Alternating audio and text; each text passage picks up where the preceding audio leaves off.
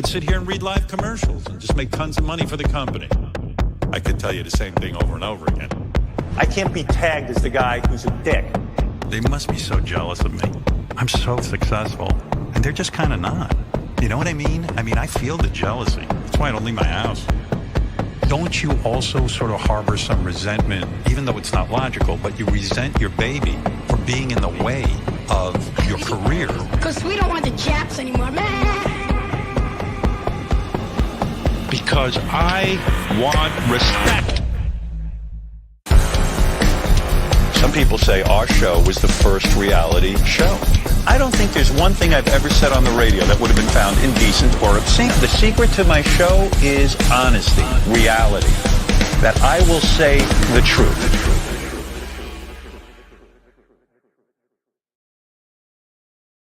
One wonders how Fred even affords that stuff, but I guess we have proof here how he recently is selling his $2 million Upper West Side, let's call it penthouse, which is, I don't know if you guys caught this story, but it is, I don't know if that's a tell that they're leaving, and hopefully they are come next contract. And this is Fred's trying to, and we know that Fred has a place in Amagassett. Which is kind of like, it's like Hamptons North. Wow, Amagassett. I love that. That's where Lauren Michaels set up shop. Welcome, everyone. We are here with Bon Jovial, DAVYD, the violinist, who is such a, both guys I'm amazingly privileged to be with in terms of endless musical talent. DAVYD You are lucky. I am very lucky. DAVYD has composed something for our guest, Chaunce Hayden, that I am, is gobsmacked the word? It's beautiful. It made me emotional, and I'm not kidding. I kid you not. And I don't know Great. How fast you threw it together, the amount of magazine covers you were able to get, and especially that last one. I jerked off to it in 30 seconds. I think I finished. He was already being too humble before we came on air about it. We were like, wow. And he's like, oh, wait. It's okay. It's all right. We're like, yeah, it's great. Yeah, false humility. DAVYD, admit that it's great. Just say it is great. Go on. I know, just one time. Because that's what we do. We're always put each. Don't be, to quote your mom too, don't be a boondoggle. Oh, that's a boondoggle. Wow. It's the best thing I've ever done, for sure. He used boondoggle in the last Jump Street watch along. We just finished the 21. I know Kathy Jones and Joni are in here. We just finished the season 2 of Jump Street. DAVYD and I did. It is, what is it, Darry? 4 hours and 10 minutes? The finale called School's Out. Yeah. 4 hours and 10 minutes, and that's going to be uploaded in the next Tuesday, maybe tomorrow. Yeah, something like that. Yeah, we had a good time with that. And so that, so then we go into, then we're on Kid Rico. Can you guys hear me? Yeah. Yes. Can you not hear us? You're kind of cutting out a little bit. I don't know if it's me. I'll take you out, go in, I'll take you out and come back in. I'll take you out, and then you come back in. You're starting to sing now, Bon. You're coming out know, of your shell. Oh, yeah, definitely. But, I love, I'm trying to get you to sing more. You know. DAVYD, how do you sound? DAVYD? I'll take you out. We're having a bit of trouble with him. Shit. Come back, Max, if you hear me. Come back in. I'm going to kick you from the studio and come back in as DAVYD, the violinist. She's what the kids call a basic bitch. Let's say hi to her. There's Sarah. Sarah's counting the likes like she's fat lever, counting triple doubles in 1989. Jose Villataro, welcome. John Vishitz's pants, welcome, sir. Kathy Scott, like I said, Joni. There's a 21 Jump Street season finale, 4 hours and 10 minutes. Going to be uploaded to our Patreon. Here he is again. DAVYD. Hey, can you guys hear me? Yes, you sound great. Okay. I don't know what happened before. Sorry about that. I hate men. That's Kathy Scott. Wow, Bon, brilliant drop. That's one of my top 3 favorite drops of all time. I love that woman. And we had to orchestrate it because she wouldn't, I just wanted to hear her say it. So I had to actually ask her to say it. And she goes, I hate men. And I was like, no. I'll have to coach you right now. I need you to give it to me with gusto. Like emotion. I know that's an American word, I think. And I had to say, put some ass into it, as we say in Australia. And she took a big breath and I hate men. And she absolutely rocked our world. That's as good as Elaine Bennis's, I think. I think it's as good as Elaine's. I mean, hers was always the one who kind of went to. Go ahead, man. Go ahead. Yeah, we should get the rest of that quote. Like, I hate men, but I'm not a lesbian. I think I have it. Let me see. I hate men, but I'm not a lesbian.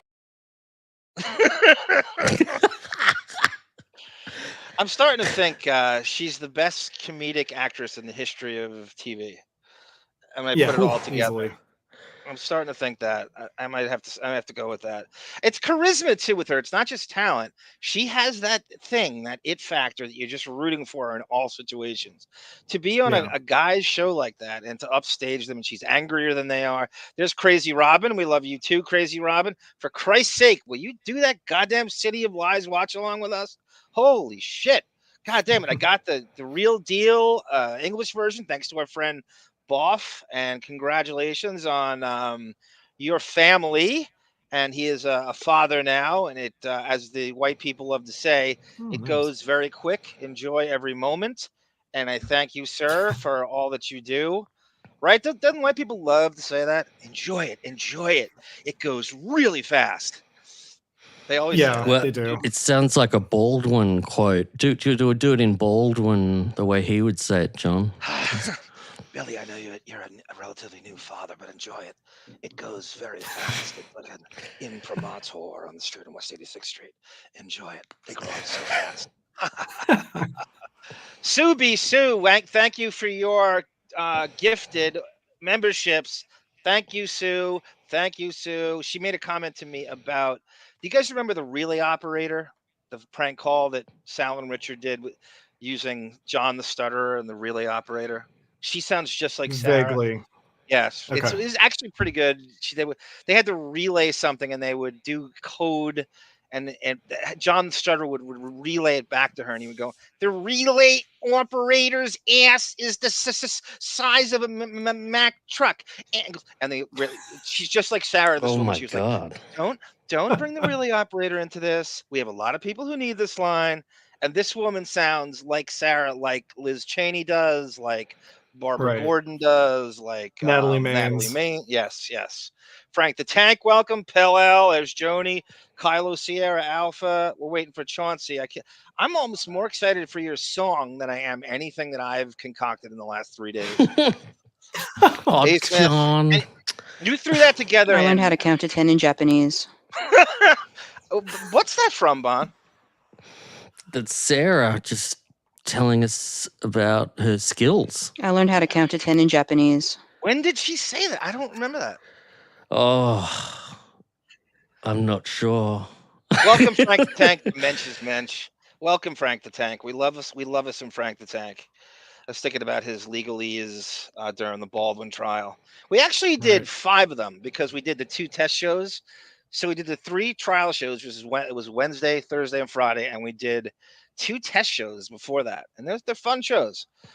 Yeah, I think I was on the Sky first one. Spectre. I assume that's some kind of superhero alias. It better be. Oh, good. I'm alone tonight, in need of some entertainment. Oh, thank you, Sky. That's what we're here for. Diversion and escapism. We're all about escapism, right, guys? Right, guys? My life. Yes. This is our life. PCPBO, McKine, welcome. PCPBO, yo, PCP down in the ghetto. There's Chauncey, guys. He needs a sign-in link. Chauncey, did I not send it to you? Let's do it again. Give me your email address, Chauncey, because I know it's very complex. Chauncey 100 at AOL at Commodore64.com. Wow. So, I hope that's fake and you're not doxing him. No, it is AOL. It is AOL. All right. Okay, here he is. I'm going to send you another one, Chauncey. Wow. He's got the AOL discs. Remember the CD that you'd put in? Oh, yeah. CD-ROMs, yeah. Chauncey 100 Chauncey link. And shit, let me do it again here. One more time. Present. I hate doing a play-by-play of what I'm you got to go to invite. Bon, you could do it too. See if it's different on your end. Chauncey100 at AOL.com is the did I just dox him? As the kids say. Yeah, I was gonna say. Okay, Chauncey, I It's gonna sent be it inundated again. now. It should be coming up. And Chauncey is the original doxer before. Chauncey, if you're listening, Right. we were talking about David found But it was a cover, very and lovely note. I remember you having Depp on the cover of promoting Sleepy Hollow, and I thought I dreamt it, but David uncovered the cut. And did you actually interview him, or is it some? Yeah, you had to have, right? You had to have. This Chauncey's would be an new book- amazing question to ask him when he's actually on the mic. I'm being. It's we have too some, early. I'm being a bit sarcastic. I'm sorry. That sounded a bit. Here he is. That sounded a bit basic.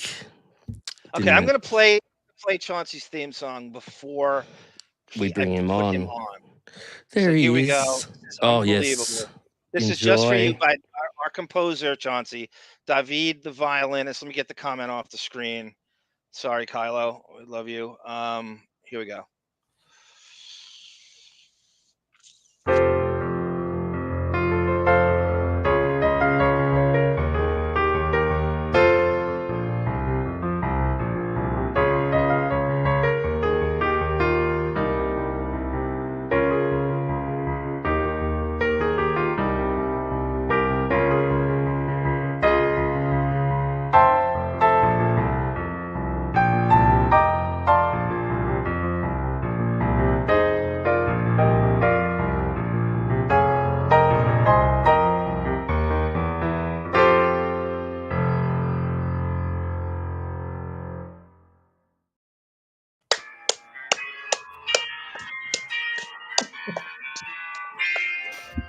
I'm getting reverb. Is that Chauncey?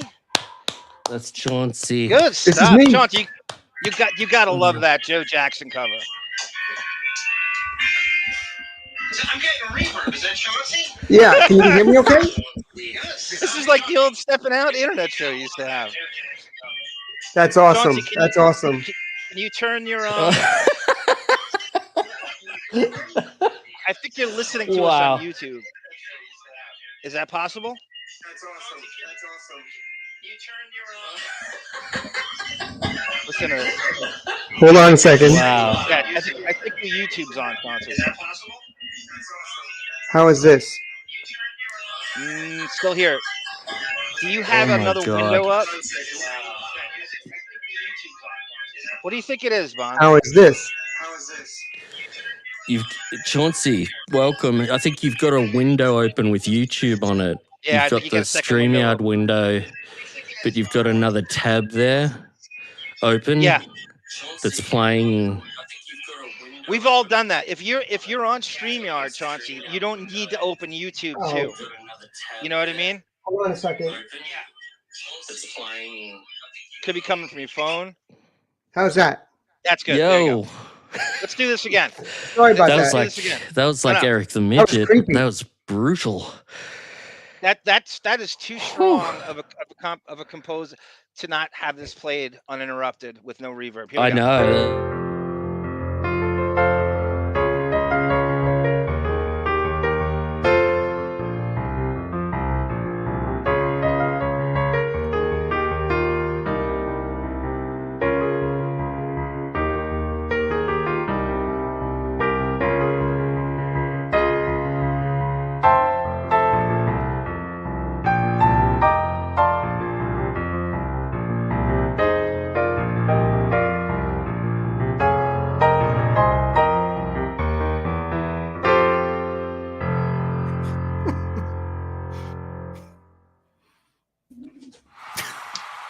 Wish I could play an instrument besides my own. I thought you say the skin flute. I got you on that. Chauncey, cannot thank you enough. Before we get into any of this stuff, because we're going to do a greatest hits with you, I want to know about your book. Yeah, Please, this is how many books you have? This is the third one or two? this is the second one. The second, Legends of Comedy. Let me can see it. And these are all personal interviews you conducted? Yeah, over 30 years. They're Jeez. interviews with all the iconic comedians from going back decades. You know, I had such a collection of so many that I decided, instead of putting one book out of just my best interviews, I broke it down into categories, and there were just too many comedians. You know, I can make a whole book. So Does that's what I Dennis did. Miller I lead made the an entire book sociopath of just some of the asshole funniest category, people Chauncey? of the 20th century. Chauncey, does Dennis Miller lead the sociopath asshole category? Oh man, he I is remember such you a hate him. dick. Yeah. Such a dick. He wanted to punch me in the face. I said to one of my Oh first my God. questions was, so Dennis, you know, you're known to have an ego. Does it bother you that people think that you're a guy with an incredible ego? And he said, well, where'd you read that? Where'd you get that from? I said, well, it's kind of what everybody thinks. He goes, well, can you give me, I want a specific quote of who said it and when they said it. I said, well, I'm telling you, I'm saying it. And he just couldn't get on with the interview. It was just like, you know, Chauncey, if you were here, I'd punch you in the face. You know, Holy shit. like, oh my God. I thought you're supposed to be a comedian. You're an asshole. He is the most uptight prick. I've never heard a good story about him. He knows No. exactly what the worst thing is. He knows exactly what you're talking about. He knows about the arrogant thing. He knows exactly what his no one's more self-obsessed than he is with his own persona. He knows Right. exactly what you're talking about. He just viewed you as beneath him, so he Right. couldn't possibly take. I heard this story about him. I'm not going to harp on this, but you know the two twin comedians, the Sklar brothers. So they went to Michigan, and they were the head of the committee to the entertainment committee, and their job was to pick comedians up at the airport. So they came into Michigan. Dennis Miller flew into Michigan. He came in. They missed his gate by 3 minutes. 3 minutes. They come up to him. They're all, "Oh, Dennis, I'm sorry. God, I'm so, we're going to drive you back," and we profusely apologizing. He pushes one of them over the suitcase, runs to the payphone, and calls his manager and canceled the gig. They were 3 minutes late at the wrong Yeah. gate. I totally believe that. Yeah, Completely he's the worst. believe that. Yeah, that's He's the kind a of guy he monster. is.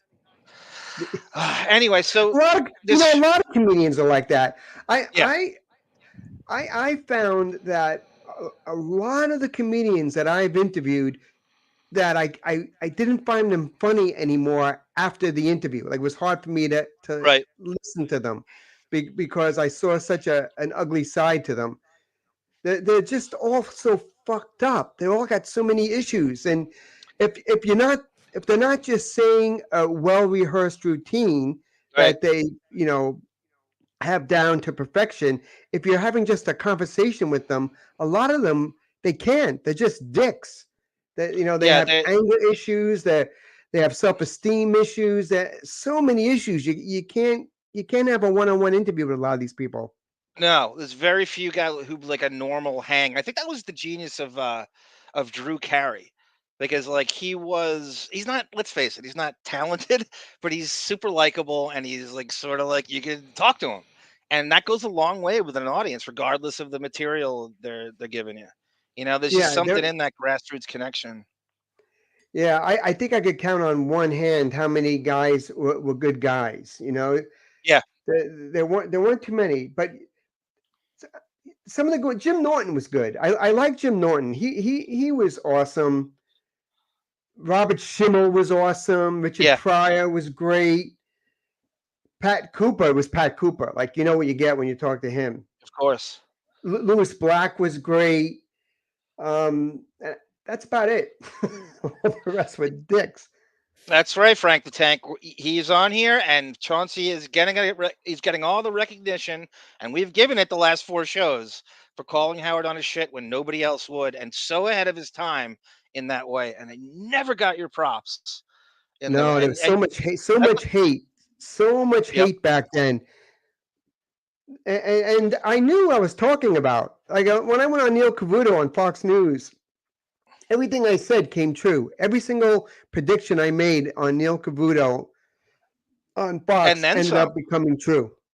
And I then remember some. Howard was so incensed, so out of his mind over it, that Fox News would give me that forum to talk about him and you know what I knew was the truth at the time, that he lost his mind and demanded equal time the next night. Like that's how crazy Howard went, that he had to go on Fox News to talk about what I had talked about the night before. You know why he was so incensed? Because he had them in his hip pocket. He and Buchwald had them promoting Beth on all those shows. So they have no reason to have Beth on. So he thought he could tell them what to do, and then having you on, they have no autonomy, that they can't talk to you or any pushback. I mean, you were pushing back when nobody else would. You know what I And you mean? know, Like it's it funny. He was. went on there and said, you know, this guy's not a Stern expert. How can you have this Yep. guy on? Doesn't know me. Meanwhile, when Howard was writing his book, Private Parts, he called me to help him with this book. Oh, you ghostwrote private parts? All the celebrity comments and quotes in Private Parts came from me.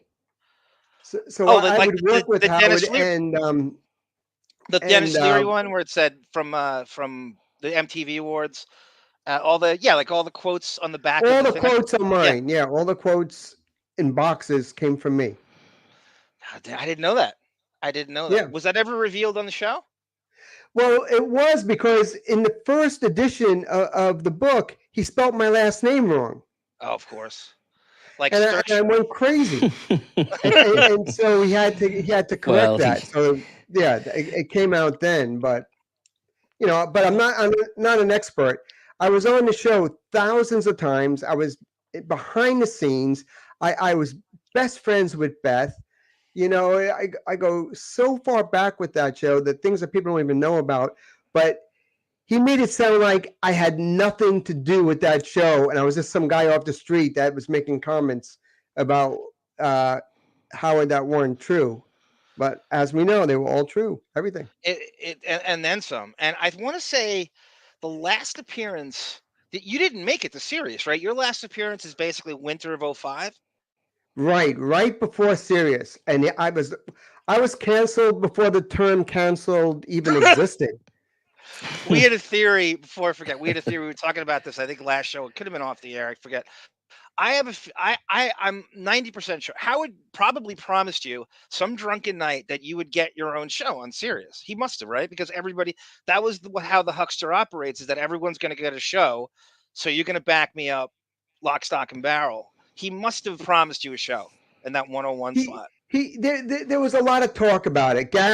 Through Gary, I was going to be hired on the network. I didn't know in what capacity, but they were going to bring me in. I knew that. Because there was a slot on them. 7 o'clock on Howard 101 was this wild card slot, and they would have like Chuck Zito on, and Nick DiPaolo, and Lisa Lampanelli, and Superfan Roundtable. And if he promised everybody that, and obviously there's not enough time. You know, when he wants to keep all the money, he doesn't want to pay anybody. So he's certainly not going to. What did you think it was going to be, Chauncey? Walt, he had you believe it was going to be live radio. It was going to be with the news team. Yep. But I don't know if I would have went, because you just hit the nail on the head. I was making great money at Stepping Out, right. and I didn't have to commute. I interviewed whoever I wanted. I had a lot of, I could do whatever I wanted basically, and I was making a real lot of money. So he wouldn't have paid you much. Give all that up, yeah, to work in that zoo, with all the backstabbers and all the hate, yep, and all the people trying to fuck you over for what, $70,000 a year? That's why would I do that? I don't even think there you go, that much. 70. And you'd have like Lisa Glassberg, who's what was she? And Penny Crone. Let me tell you about Lisa G. Let me tell you. Yes. So in 1999, I was hired for really what was the first podcast. It was called eyada.com. And this was 1999, yes. And Bob Meyerowitz, it was called Internet and Radio. Dave Herman. they brought in all these talents, around New York and other places to host their own podcast. But the term podcast didn't even exist yet. This was all groundbreaking. And they brought in Lisa G.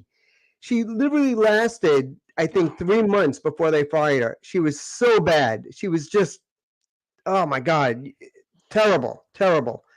And she's a pain in the as soon ass. as I knew on how top brought of her that. in, I knew it would be a disaster. Right.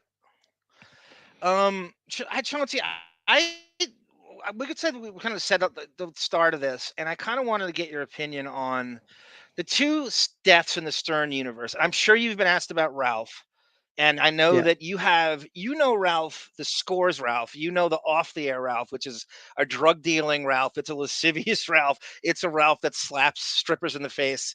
But before we Yeah. get to Ralph, what was your take on and your dealings with Buchwald? Don Buchwald passed away at 88. And I wanted to know what were you had to have dealings with him. Douchebag. And What a douchebag. I didn't shed a tear over the death Yep. of Don Buchwald. He was the one that really pushed Howard to get me kicked off the show. Oh God, He hated me. to it. He Chauncey, do you hated remember me. like every time there's an article on Howard and no one knows it better than you do, right? It always goes Don Buchwald Howard Stern show and Don Buchwald could not be reached for comment. So when you had the thing and the SEC subpoenaed you, Mhm. you obviously tried to get a hold of them and they blew you up. Well, I tried to get you and you said no. And that's Buchwald. That's exactly right. That's how you got trumped off the Yeah, show. well, when I got the subpoena to talk to the SEC in New York, the first thing I did was call Buchwald's office. I called Stern. I called Gary. I called Nothing. Jason. I called everybody, and I said, "What do you want me to do with this? What is this? Is this real? How do you want me to handle this?" They just blew me off. Like, fuck you, you're damn. Chauncey. Fuck you. And then they couldn't believe the next day when CNN and Fox News and MSNBC news trucks are parked in front of my house with satellite dishes. Right. What are you Wow. supposed to you know how terrifying that would be to get a threat like that at your door? And then you know about this Martha Stewart thing, and I'm gonna be roped up in that. Who would of course I would do exactly what you did. I'd go right to Cavuto. Well, actually, the first thing I did an interview with the Wall Street Journal, and Oh. on the advice of my attorney, he said, "Listen, just get the word out that you and Howard have no ties to Sirius, and that you have no investments. You don't even own a stock in Sirius. So how could you be a part of an insider trade?" So I did that, and that caught the attention of like the whole country. They're like, what's going on here? This guy doesn't even own stock in Sirius, and he's being subpoenaed by the SEC. And that's what interested Cavuto. And I told the truth. I said, listen, I don't know what stocks Howard has, and I know I don't. And I just took a guess and said he's going to Sirius Satellite Radio when he leaves terrestrial radio. And now they have an investigation. I said, it's absolutely absurd, and I have nothing to do with this.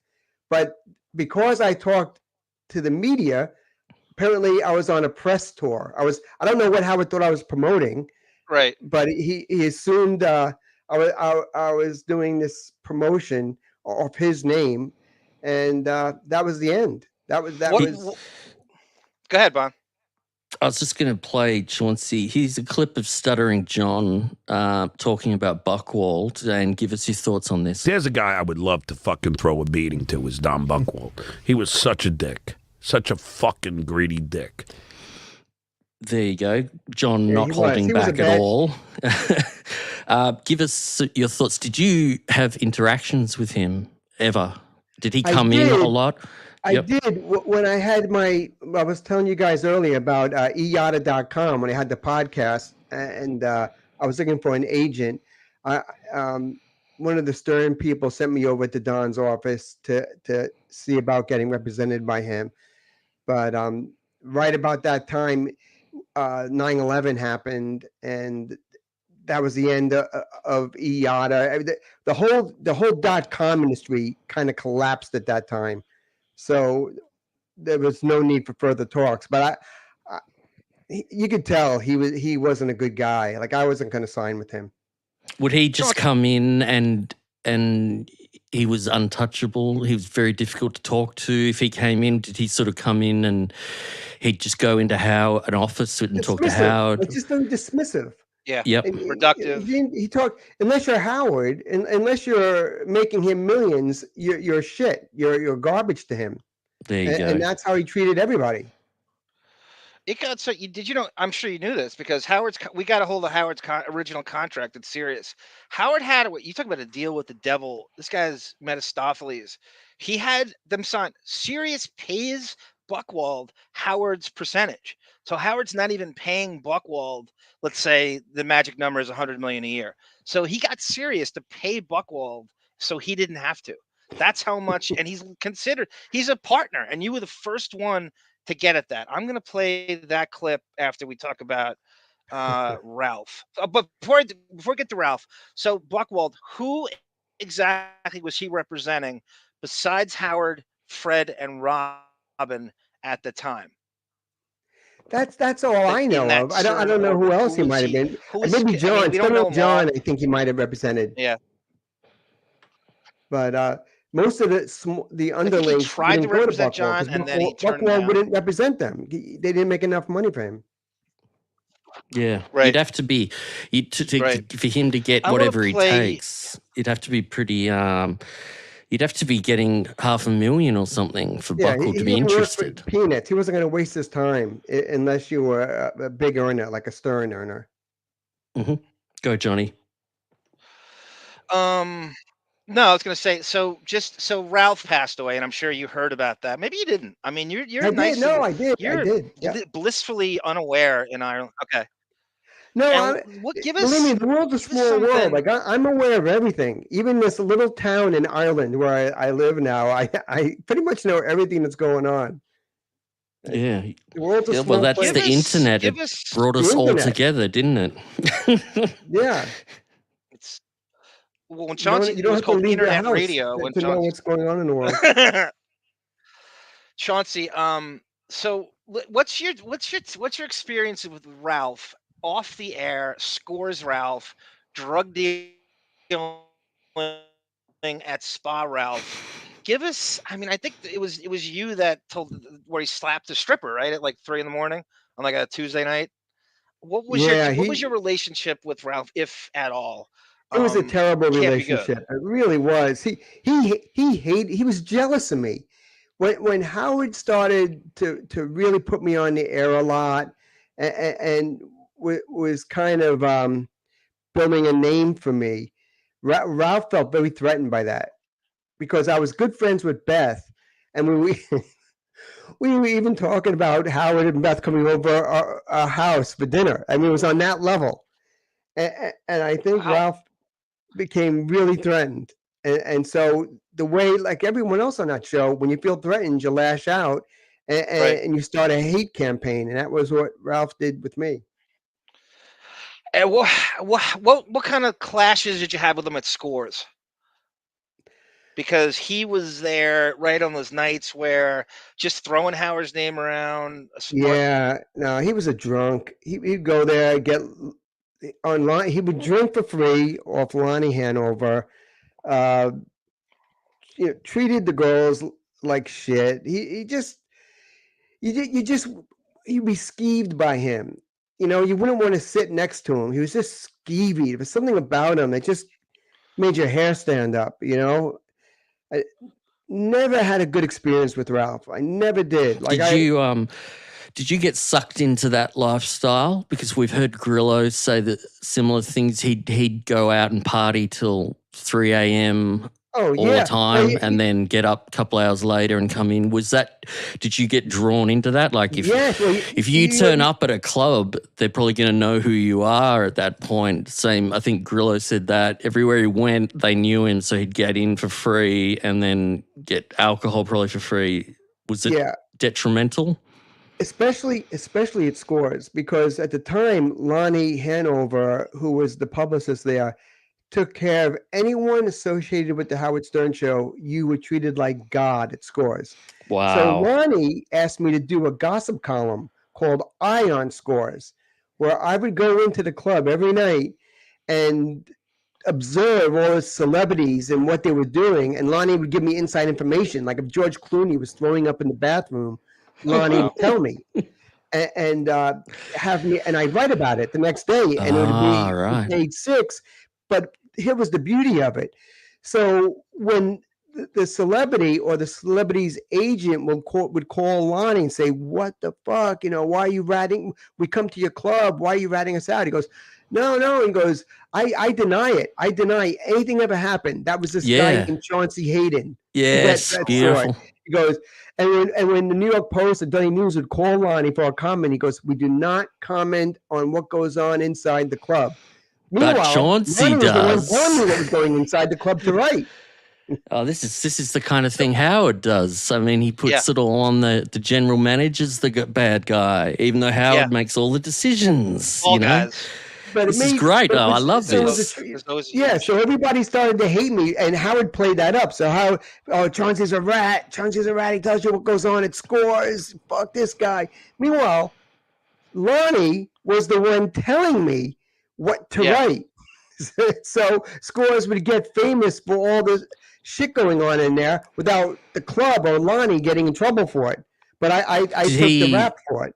Did he give you any money for that, or was it just like you're getting free access to Scores anytime? Like I didn't pay for drinks. I didn't pay for food.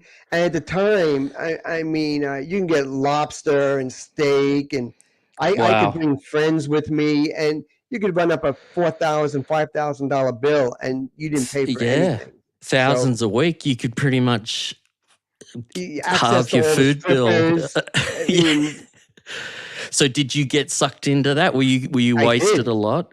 Yeah. I got sucked into it. I got so sucked into it. And it really could destroy you, because you can't be in that environment that often. You just can't. And when it's all the, like if you go for your birthday or a bachelor party, it's one thing. But when it becomes your lifestyle, where it's every night of the week, you're getting to the club at 11 o'clock at night and not getting home till 6 in the morning.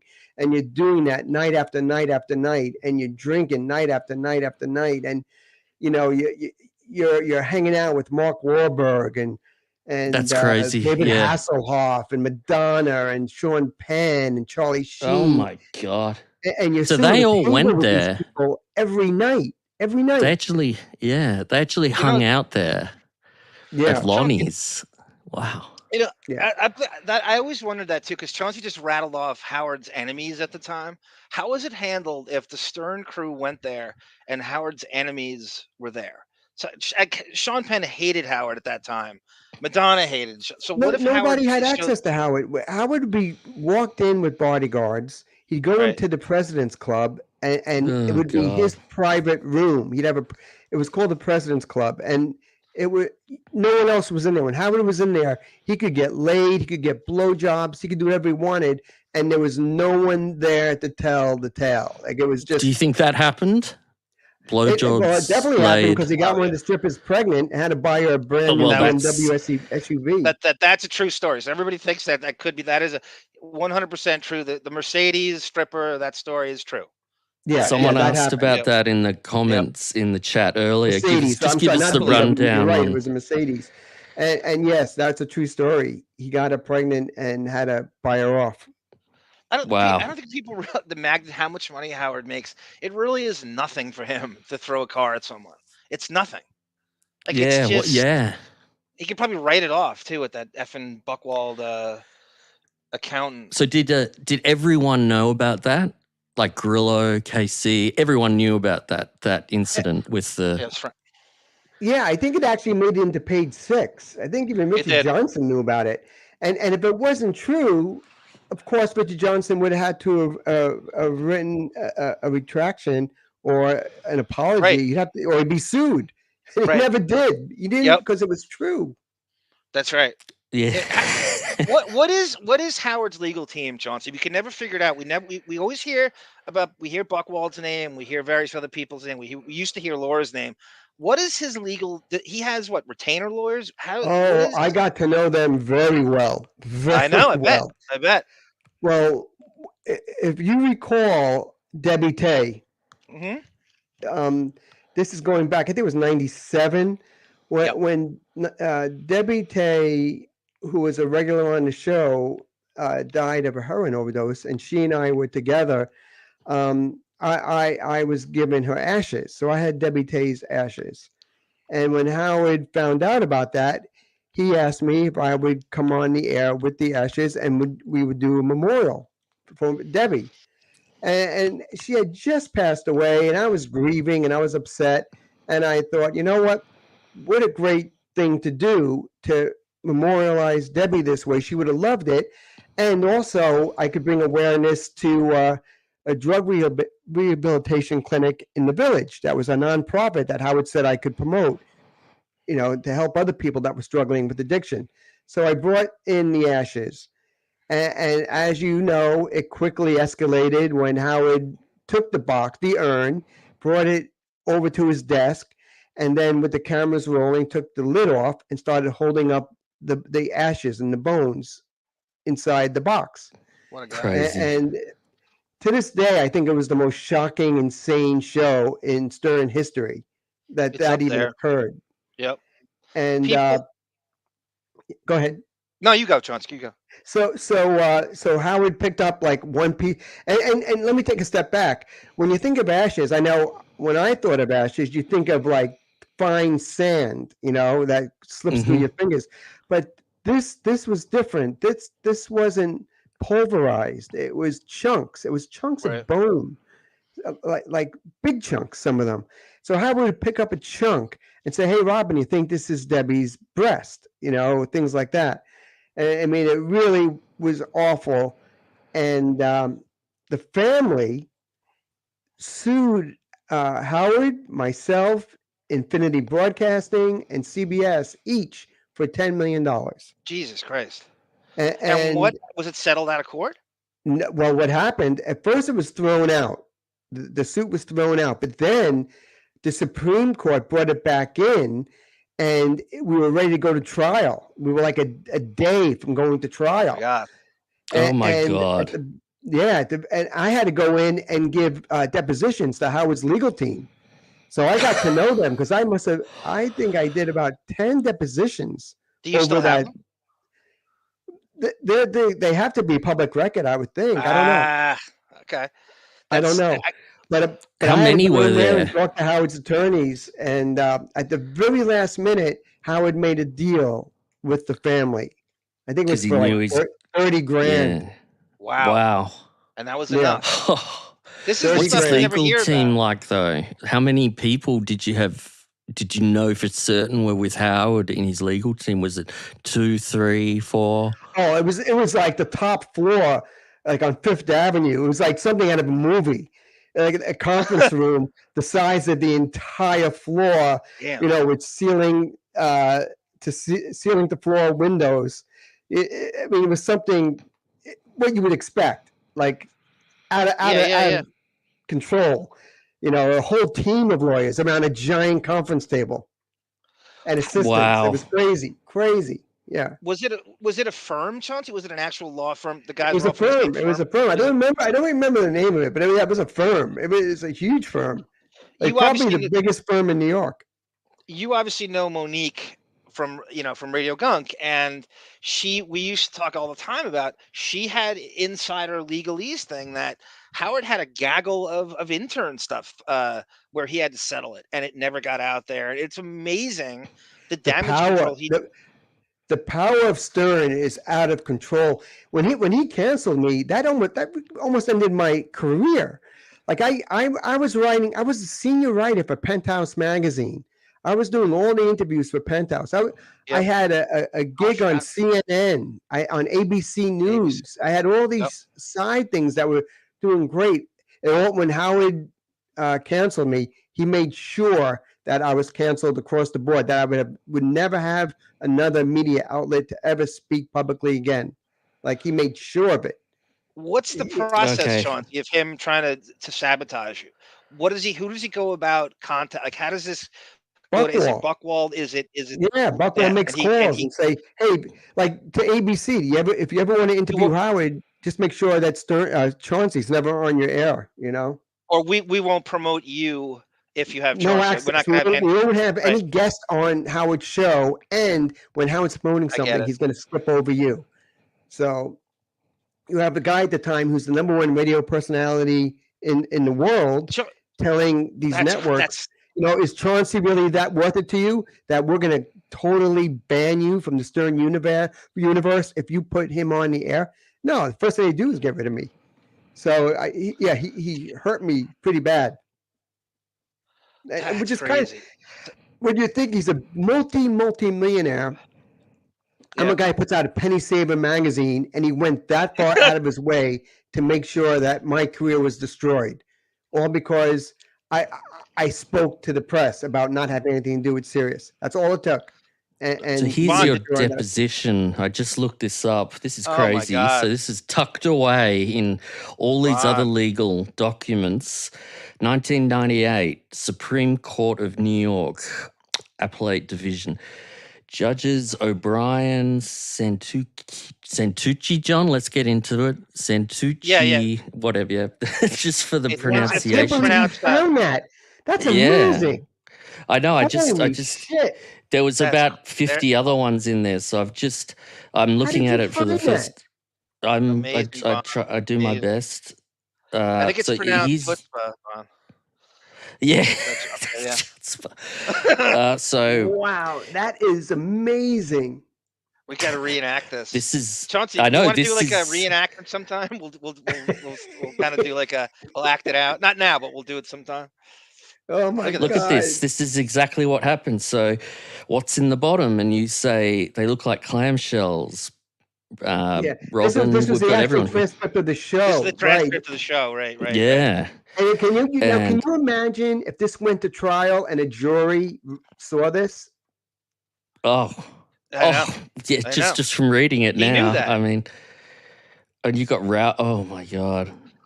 I'm just saw this, but it's a landmark case, and I'll tell you why. Because what the judge ruled, after the fact, what the judge at the Supreme Court level ruled is that you can't defame someone who's dead because they have no damages, and the family can't sue you for defamation because they're not the ones being defamed. So I could say Abraham Lincoln was gay. Now the Lincoln family can't sue me for that because they're not damaged, and Lincoln can't because he's dead. So it really was. If you look it up on Google, there are law books where they actually cite this case as landmark for what is defamation. I could see Abraham Lincoln hiring Dominic Barbara as his lawyer. I easily could see that.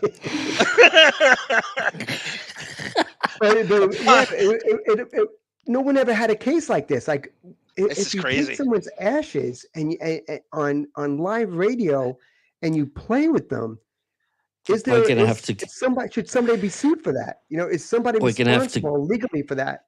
And the judge really felt like no one is responsible for that. That's crazy. Wow. We're going to go through that in the future. Taste, it's not civilly damaging. Oh my God. I know. It's crazy. Bon, how many pages is that? Does it go and go and go, or is it? It's very short. Okay. It's just a couple of pages. So they just cut the worst parts, I think, in that transcript of the playing around with the ashes, and then. But isn't that amazing? Like that's buried in with. Oh my God! There's probably 50 other or 100 other issues. Different. Oh yeah, you could probably. I'm sure things. You think the intern stuff is public? We could actually dig that up if we wanted to. All the sexual harassment with interns over the years. Howard's the reason why interns have to get paid now at Sirius. Oh, I didn't know that. Really? Yes, there was a suit. I forget the broad's name. There's a gaggle, I think it was 12 interns, and they all got together and they said that there's nothing about the Stern Show that leads to working in radio. There's no tasks. Getting Benji fucking zinc tablets does not lead to what you do in radio.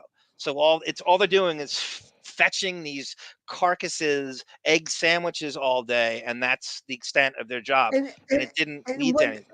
Is anybody even there? I mean, Howard's not there. Is He's there anybody 20% of the year. I know. Sirius anymore? I know. He takes up half the building. He's there 20% of the year. That's I mean, it's and gotta that be was just a part of it. ghost town. Yep, I know, and that's because of him. That's for him taking all the money, and they can you can't pay other imagine the hosts. morale of what it's like to work there now? I can't. Oh God, I can't. it's all remote. Yeah, Everyone's afraid they're going to get fired. Everyone took a pay cut. Everyone's job's in jeopardy. There's no buzz. It's not like it used to be where you're working at the #1 media outlet in the world. You're in this morgue, this radio morgue. And I they can't can't develop imagine new it's like hosts. being there.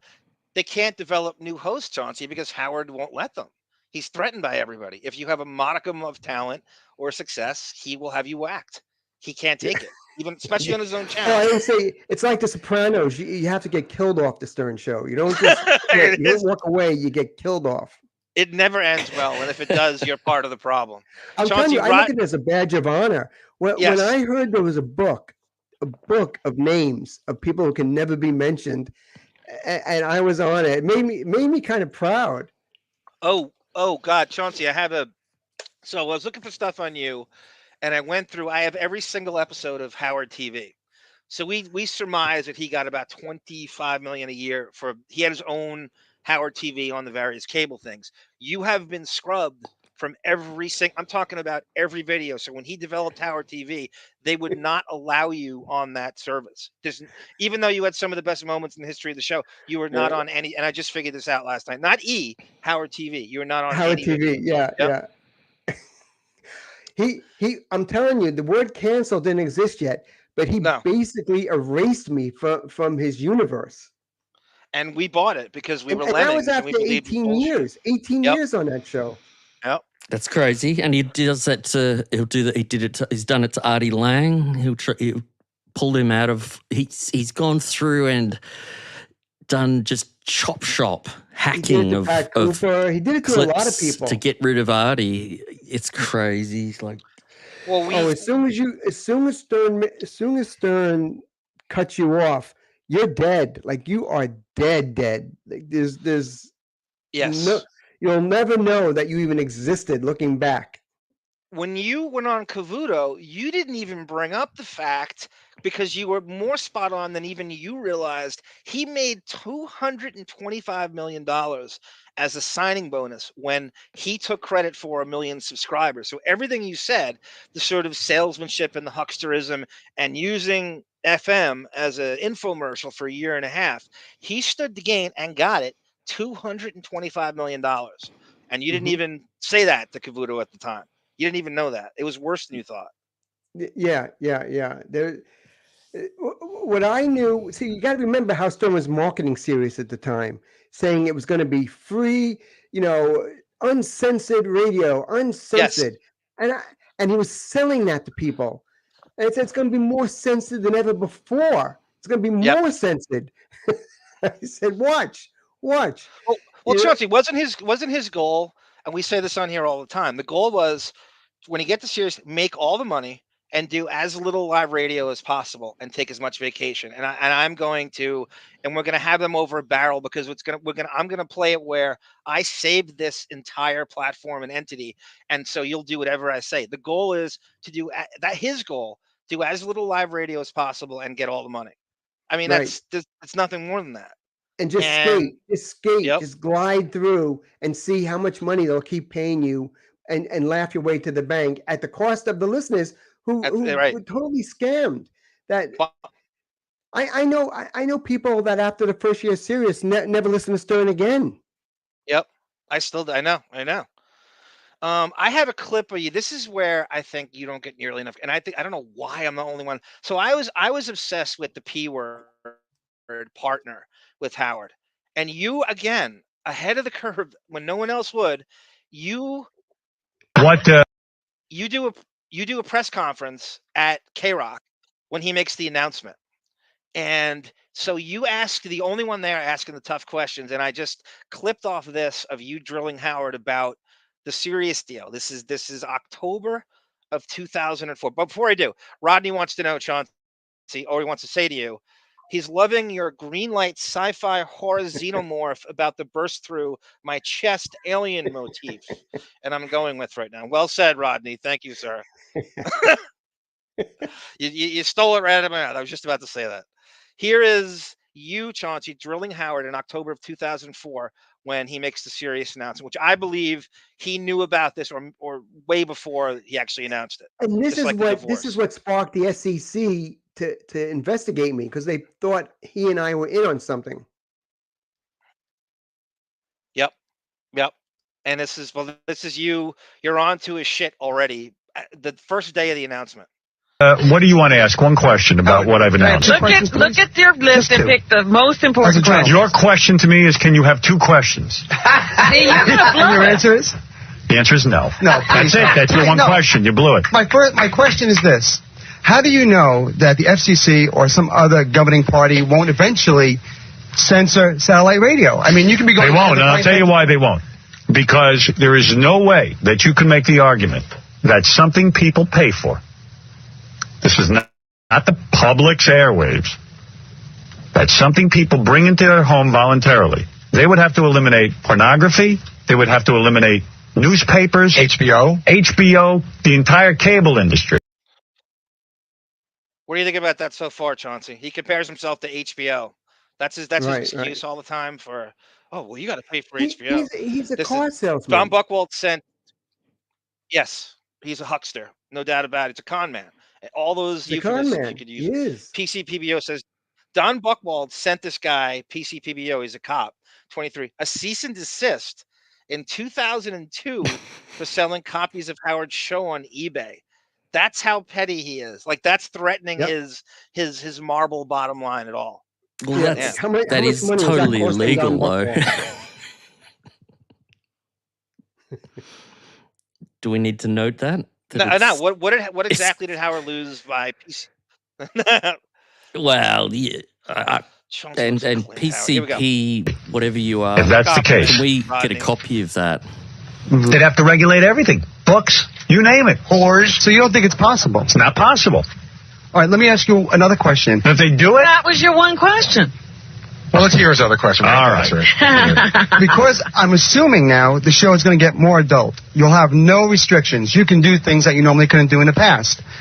You've said to me... Chauncey, I'm not you. Right. You got an internet radio show where you could do everything, and all you did was bang chicks. I'm not saying that. I'm in the game to make people laugh. I'm not saying that. Hear me out. Is there any concern that you, and you said this to me once before, that Beth sometimes has an impact on what you do on the show?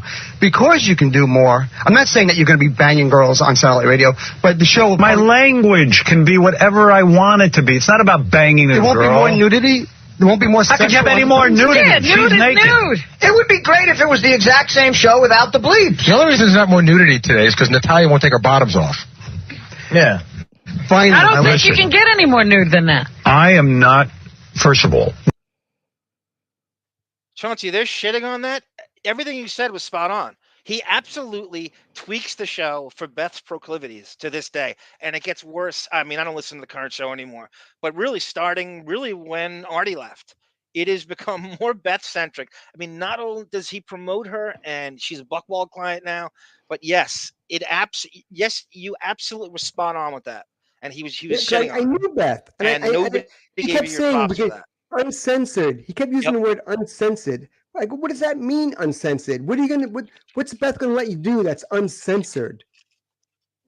Yeah, that is crazy because you knew Beth when you she lived down the road from you and you'd see her at the bus stop. That's right. She lived in the city, but she was a model for this little catalog company that had an office in the town where I lived. So she would take the bus from New York to Glen Rock, New Jersey, and the bus stop is at the end of my block. So I used to see her all the time.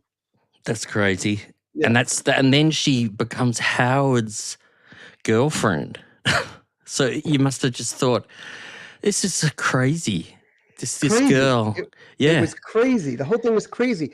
But she and I became close. Like she and I were good friends, and I think that drove Howard crazy. Of course, because he couldn't it's tell like Beth not to be friends with me because he was trying to he was in love with her. So whatever Beth wants, Beth gets. But at the same time, you knew it drove him up the wall. That we kind of feel that she's very, very vacant. How was she as a friend? Because you're an intelligent guy. Is there much to talk about with that girl? Like, I don't think you can get into politics or global climate change with her. No, she cats. Cats. Oh God, that's the problem. Swimsuits. That's what he uses her for now on his show. It's either to talk about cats or cleaning, things like that. That's what he uses it on the air. Yeah. Oh, it's not worth it. It's not worth it. Were you? What's that? Chauncey, were you privy to were you privy to the yacht girl escort theory about Beth? Is there any truth to that? I don't think so. No, I don't think so. I could be wrong. I don't know. I don't know. I don't. Yeah. I would be. Well, listen. Let me put it this way. Back at that time, a lot of models that were C-list models worked as escorts. A lot. Yeah, and they would go to like a premiere with someone. And the fact that she was friends with Ralph makes you wonder. Yes, it does. Yes, it does. Were you ever aware that her father was on house arrest for medical fraud? No, I didn't know that. That's a true story. I really didn't know that. Her dad was her dad was an oral surgeon. And what he was doing was he was building, like he would write Chaunce Hayden. I gave him 5 bicuspids 5 times, and he would bill to Medicare, and he would bill Medicare and ring it up 5 times to the tune that he got. Was it 2 years of house arrest? 2001. Bon, if you have the document, you don't have to do it. We could send the Chauncey on his own time, but just to prove that this isn't some pulling out of her. I mean, why would make that? Howard forgot to mention so he that. in Castle. So anytime, if you go back, and I have clips of this, anytime someone asked about Beth's dad, Howard's like, I haven't really met him. He doesn't come to New York. But the mom comes all the time. So he's doing his classic, he's a serial liar, and he reflexively lies about everything. And that was a big one. So anytime Beth's dad came up, he had to lie about it. He does lie. Dr. Bob Ostrowski, Castle Shannon, Pennsylvania. Yep. He does lie quite a bit. The biggest lie is the hair. That. Yep.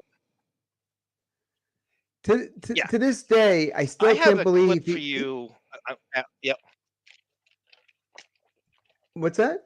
Go ahead, Chaunce. Go ahead. Go ahead. Go ahead. Finish. I can't believe he still has that wig, and it looks like the wig he's been wearing for 15 years. Like it's haggard. Like it looks like he needs a new wig. Yes. It's like it's like the same dirty, matty thing that he keeps gluing to his head, and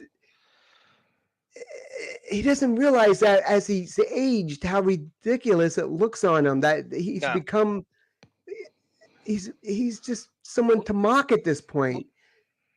Take that thing off. But you said it yourself. It's his brand. It's his brand, right? And he can't break from his brand. I mean, he's going to go to the grave. But get a new one. Right. Even William Shatner. Used to get new wigs, and as he aged, would get them more appropriate to his age. Howard's had that same wig for 20 years. It has become Shatner-esque in the sense that you can't bring Howard's name up now without talking about the wig, the hair system. Like it is beyond his brand. I mean, I remember our theory is when he went to Sirius, the goal was to take the days off, but he gets like cosmetic surgery in those days. So he needs like 2 weeks to let the hair plugs heal and the plaque and then whatever he's get Botox and whatever. Like that's the goal for the vacation because he needs to come back, and he came back and he's getting I'm firmly convinced of that. It's all about the vanity and the. I mean, you know that. You know how obsessed. Have you ever seen such, as Sarah would say? It would kill if Howard was ever seen without his wig. Goblin. It would kill him. It would literally kill him. Yes. Picture Howard completely bald. What he would look like. And to be 70, could you imagine being 70 years old and your whole goal and your whole day revolves around polishing that stool sample, that Morphon Goblin protoplasm he has? At 70, you can't let go of the vanity. That's just either he's gay, which we believe he is too, or it's just, you know, beyond narcissism, which that as well. No, it's like a disease. It really is. It's because it's I actually, G. Cannon has a question, sad. Chauncey. It's a disease, yeah. Yeah, it is. I guess it is in his own way. He's really hard to feel sorry for because he's had such a charmed life. Like the genetic hand is hideous, but that's about it. Every other way, he's had a very charmed life. Even people, he knows no loss unless it's people. His dad's 99 and he died. You know, that's a charmed life. It seems that, but G. Canada wants to know. Really isolating too. It seems like he's completely isolated from the world. Picture being Howard in that giant mansion with cats and Beth. Yep. and that's his life. And that's it. Mansions. Yep. He in I don't know. Way, though, he loves to be compared to Howard Hughes. He loves to elevate himself like that. I think it kills him. I think it kills him to see. Did I drop or did he? I'm here. We're all here. We've got a bit of a delay, methinks. No, okay, go ahead, John. I don't know if you yes, maybe a delay or something. I think the hardest thing. Keep going, John. I'm sorry. I think the hardest thing for Howard is watching people surpass him now. Joe Rogan surpassing him. Tons of podcasters surpassing him as far as popularity goes. Right. I think it's destroying him inside to see that he's no longer the guy. Not even close. Yeah. Yep. And it's all his fault. He could evolve and he could be hipper, but he's stuck in, and it's really all about taking days off. Like it's really hard to. He could be that guy, but the goal is also to how hang he out treated with people. Like he could be. Yes. I think he lost a lot when the way he treated Artie and how he treated Scott. I think really stung the hardcore fans, the fans that would stick up for Howard to the bitter end. I think after Artie and after what happened to Scott, I think a lot of people saw Howard in a different light. Well, you helped me see the light in when he first got to Sirius, when he blew, and I'm going to get to that clip because I have that ready for you too. When he blew off Gary's dad's funeral and you dropped it to RUSH Molloy, that was a fucking haymaker. That pummeled him. I was there for the whole thing, and I don't think you ever heard his reply to that. I'm almost positive. What's even crazy about that was I was canceled. I have that from OZ. Like he couldn't believe I could get you were that gone into already. the I know you had been gone for a year. Yeah, that drove him nuts. That was phenomenal. I don't think you realized the damage that did. That was like rolling a grenade in the hen house. I don't really think you realized. Because nobody could say that. Nobody within the same universe could say that. I know. Yep. But they all knew it. But I didn't care anymore because I was out. This is Chaunce. Right. You had nothing to lose. Nothing to lose. It didn't matter to me. Yeah, and he went, and you knew that the chicanery he pulled behind the scenes with you. Yeah. Burn it down. Yeah. Burn it all down and collect the insurance. Absolutely.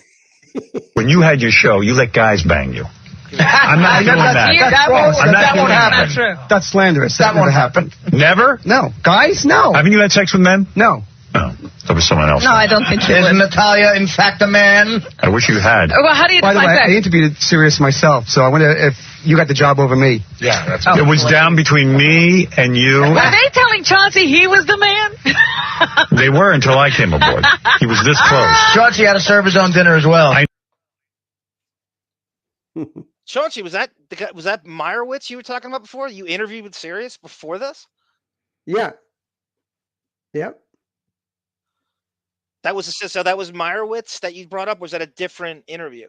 Bob Meyerowitz was the one who invented the King Biscuit Flour Hour, and he invented the UFC as we know it today. Bob Meyerowitz actually invented UFC fighting and then sold it when it started to become popular. And then Dana but White Bob gets started. Meyerowitz also owned IATA.com, which, if you remember, Howard had a big interest in that at the time because he was looking at another way to do his show, whether it be on satellite or maybe podcasting. It was all so new at the time. So he had a lot of interest in what I was doing with IATA. In fact, at the same time, I was going to say, go ahead, Chaunce, go ahead. When Cabby and John were going to have the fight, Howard came on my podcast on IATA.com to see how the technology worked. He actually came on as a guest. Oh, I remember that. Shit, I remember that. You know, at the same time, he needed to portray himself as the victim, as the First Amendment martyr, to sell himself, to sell us to come to Sirius. You know, he needed the FCC as the enemy. So he's playing this thing. He didn't give. I mean, you said that to Cavuto. He could give a shit about censorship. He needed that. I think it was more entertaining to watch him dance around the censors than to watch them straight up. I said that on Cavuto. That's what made the show entertaining. Langston Galloway. He was saying something he wasn't supposed to say, and everybody was on the edge of their seat, seeing how much trouble he'd get into. Once there was no more liability, then it's boring. You know, it's. Yep. Like I think I couldn't agree more. You might as well just fuck strippers on the show. Where else? There's nothing to do. If you can do anything, just do anything. But you need the bad guy. Every good story. Right. You need the censorship to make the show interesting. Every hero needs a villain. So I said that to Howard. I said it's not going to be the same once there's no consequence to the things you do on the air. It couldn't have been more spot on. And this next question I love because Monique and I had this argument going on for 2 years, and I kept saying he's a partner. He wants to be a silent partner. He wants all the money with no accountability, but he's pulling the strings behind the scenes. No, he's a partner. He makes more than everybody there. They let him do whatever he wants. That's what a partner does. He just doesn't want the responsibility that usually goes along with someone administratively. He doesn't want, if he fires someone, he's going to use Sabian to do it. He's going to use Greenstein to do it. So this is you using the P word, and I could not be more indebted to you for this. No, you use the dildo on yourself on your show. Is that correct? I had a girl once try that to see. All right, that's gay. It was a girl. That's what I meant. No, having your prostate massage is not gay. Oh. Okay, Rudy. She was not a doctor, Chauncey. She was a girl. Then you would let her do bad things. Many men enjoy that, so right. And they won't admit to it. They won't admit to it. Howard, my last question. I could be having sex with every woman in here now, or not every woman, the ones that would want to, like Natalia over there has offered herself to me. Mm-hmm. But that's not the show. You know that. You should know that. Yeah, because it couldn't be the What else do you want to know? How many people? There will be actual sex in the studio time, sure. I would like it. That's going to bother Beth. That's going to bother Beth. Not if I'm not having the sex. Not with me. You don't think so? No. Why would it bother her? Somebody else. May I ask a question? Do you think if you're really going to have sex in the studio, it's not going to bother your private life? I'm not going to have sex in the studio. I've been listening to Benji. Why are you winking? Benji, what does that mean? Benji will. We offer Benji my last question. Yes. There's a lot of concern in the hallway. I noticed it the second you made your announcement.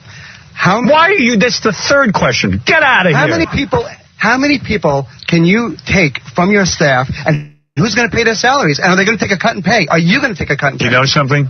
Yeah, that's why he left, to take a cut in pay. I mean, really, think about There's not as much money. Gary, he's building something. He's building something. Sometimes you have to take a cut in pay when you're building something. I read between the lines. I'm not fighting with you. I read between the lines. Mm-hmm. Howard is not working for Sirius. Howard is partnering with, becoming almost like a partner with Sirius. He's not almost. He is a partner. Yeah, he's part of, for once in his life, he's part of the whole operation. So you own a part of Sirius Radio now. I'm not answering financial questions by you. I will talk to some members of the press, legitimate press, not that rag you run. This is for ABC News on Demand, by the way. Oh, ABC News on Demand. You didn't say Who's that. demanding news from me? That's crazy. That's a yes. Good job, Chauncey. Good job. That's the only tough questions he got that whole time. He is a part. He owns it. That's a yes, and he will never talk money. But you got him to not say it, and that's a yes. That's a phenomenal And you job weren't did just there. No one you talks weren't just about it. arguing that this was a partnership, John, for 2 years. You've been arguing that he's been a partner for about 6 or 7 years. You've been fighting this, and there it is. Yep. You are. Yep. He's one of the owners. I know. He really did a number on Bon, you, do you wanna Chauncey. play It's your- kind of like every time you try and talk, if you can only get out a few words. If you try and say a long sentence, he cuts you off. You get filibustered, but that's how the show was. Yeah, If but he he's said, and then they would. It was like the WWE. He would paint you the way he wanted his listeners to see you, and he created. He was brilliant at that. Actually, creating characters. It didn't have to match who you actually were as a person. It was like a ringmaster trying to make people be perceived the way he wanted them to be perceived. And to this day, the people don't know me, but there are people say, "Oh, Chauncey's a dick. I hated that guy. Best thing ever happened to some game." No one even knows who I am. They don't know anything about me, but they know that Howard painted me a certain way, and that's how you're going to be forever and ever, and that's it. Was it frustrating trying to talk to him though? In that clip we heard at that point, were you, whenever you try and talk and he'd interrupt, did you find it? No, you get used to it. That was the show. I did that for 18 years. You expect that. You expect to be filibustered. You're never, if you see anything that ruffles feathers, they're gonna pounce. They're all gonna pounce, and you got to be ready for that. So that was just how it always was in the studio. If you didn't want to kiss his ass, you're gonna get chewed up, and you got to be ready for it. I want to play this because as I'm thinking about it here it is. This is the hair thing. So this endless. Go ahead. Oh boy! Before we move ahead, I gotta ask this question because I was just talking to the E guy. Go, Johnny. This has been scrubbed from all their audio, so I was able to get this from my friend Boff. I was able to get this. This is now scrubbed. He had it taken out of the Howard TV. They did a revelation show, so when they went to Sirius, they announced, we're going to do revelations to get people to subscribe to Sirius, and we're going to bring it almost like a cliffhanger thing. So this was one of the revelations they thought Howard was going to make. The entire staff thinks his hair is fake, and they had this scrubbed, and now they defend it. So this is a lost clip that I got for you to it's not just you that thinks it. We all do, and so does the staff. Oh boy! Before we move ahead, I gotta ask this question because I was just talking to the E guys or the in-demand guys who have probably looked at you more than anybody. Right. So I'm going to ask you a direct question. Go ahead. And here's an opportunity, if it's true, to really... I swear to God I will answer it. Okay. Have you had anything done in any way involving your hair? Absolutely not. I swear on the life of my children. Did you say that before with his nose? Have you had anything done in any way involving... You guys getting a delay? Oh yeah, hell yeah! But we got to where Howard's come in as. Yeah, you're welcome to exit and enter. That is so that's the kind of thing. Let me try and play. Yeah, okay. Question. Go ahead. This question, because I was just talking to the E guys or the in-demand guys. Yeah, I'm trying to. Who will probably look opportunity, if it's true, to really... I swear to God I'll try. Anything...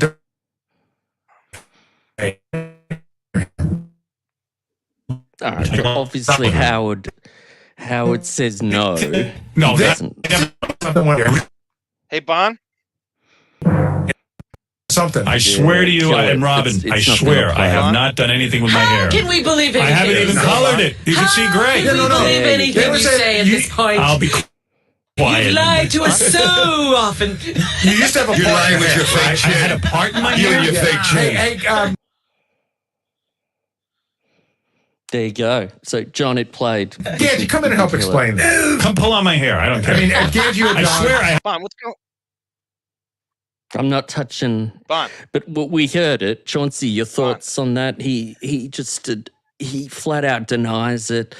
Well, let me tell you, this is how I know Howard wears a wig. When I had the magazine Stepping Out, one of our advertisers was a hair system company called Farrell Hair Systems, owned by Richard Farrell.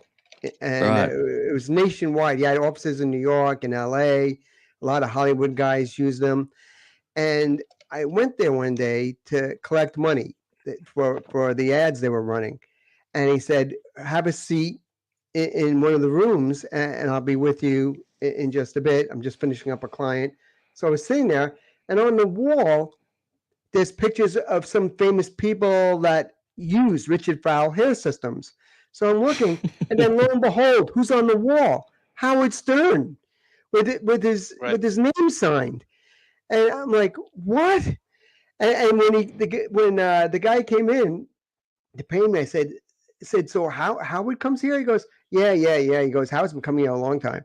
He goes, look, he goes, he uses the same hair I use. And if you go to the website, Farrell Hair Systems, you'll see the guy that owns it. His hair looks exactly like Howard Stern's hair. It's the same hair. And Ralph. They all had the same hair. It's easy to hide it with the tendrils like that. You remember Spencer Coburn? Right, had they that story, turn up right? and Your look at friend- those little crazy curls because you can't see the hairline. Spencer Coburn had that story, right? Where he knew someone who was in an elevator with Howard and the light came on and it was like netting under the hair. And then all Spencer did was talk about it in some fucking peon Lilliputian Sunday night radio show in LA. And Howard almost had him fired. He almost was able to, because the show was at 7 on Sunday night, it didn't mean anything and he wasn't getting paid for it. But Spencer, I know Spencer. When it comes to hair, he knows. Like, he knows more than anybody. Goddamn, where do we go with this from here? Bon, do you want to play the Trump thing? I'm just looking. I'm looking at. Oh, that's his name, Richard Farrell, and I'm just trying to bring up this. I'm just trying to get a good picture of his hair, because you are not wrong, and I've never seen this before. I've just vamp for a sec. I'm just trying to bring this up. Okay, so this is Chauncey getting a massage from Howard, and they're out. I don't know where you guys were out. I don't know if it was someone's birthday, but Howard's giving you this homoerotic massage, and you call him on it. And I kind of want you to recall this night. Oh my God! Yeah, backstage. I remember that. Howard, it was some of the funniest moments were back there. By the way, Chauncey, I read your memo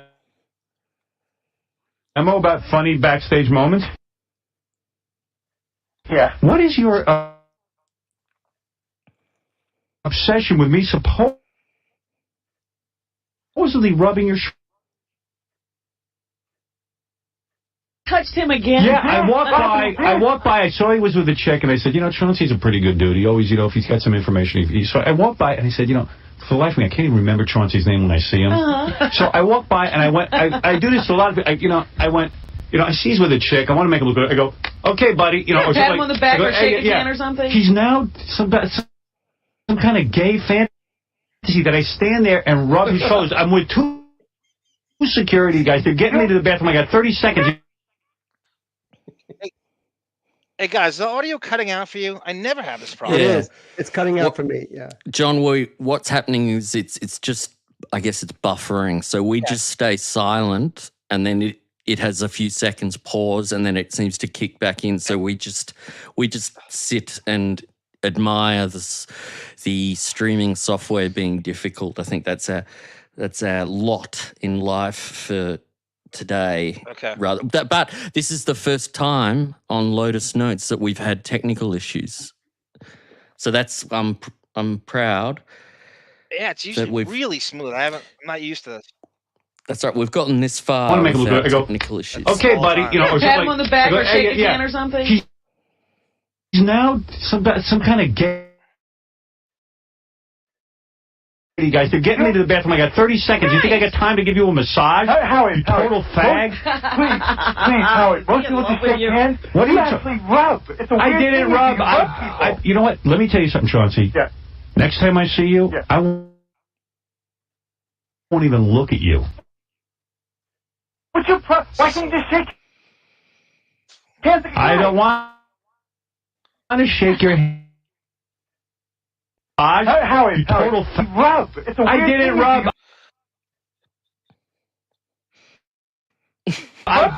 You know what? Let me tell you something, Chauncey.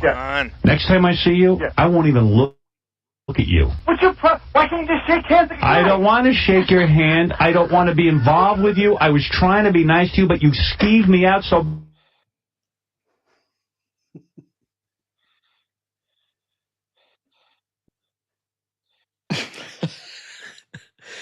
So much. Howard's about to say, you skeeved me out so much. That was awesome. I remember that. Oh my God, that was so funny. And he knew I touched the nerve because it was bizarre. We were sitting sitting on this like bench at this. I forget what the event was for. Oh, it was a play called at a place called the Culture Club. But it was one of those kind of interactive plays where people are involved in it. They're in the audience. And someone from the show, I think, was in it. So a lot of the Stern people were there, and I was invited. And I'm sitting there with my girlfriend, and Howard sits down right next to me. I know what it was, Chauncey. It was John's wife. John's right? wife. Susanna? Right. Yes. Okay. Yeah. And it I'm was, sorry.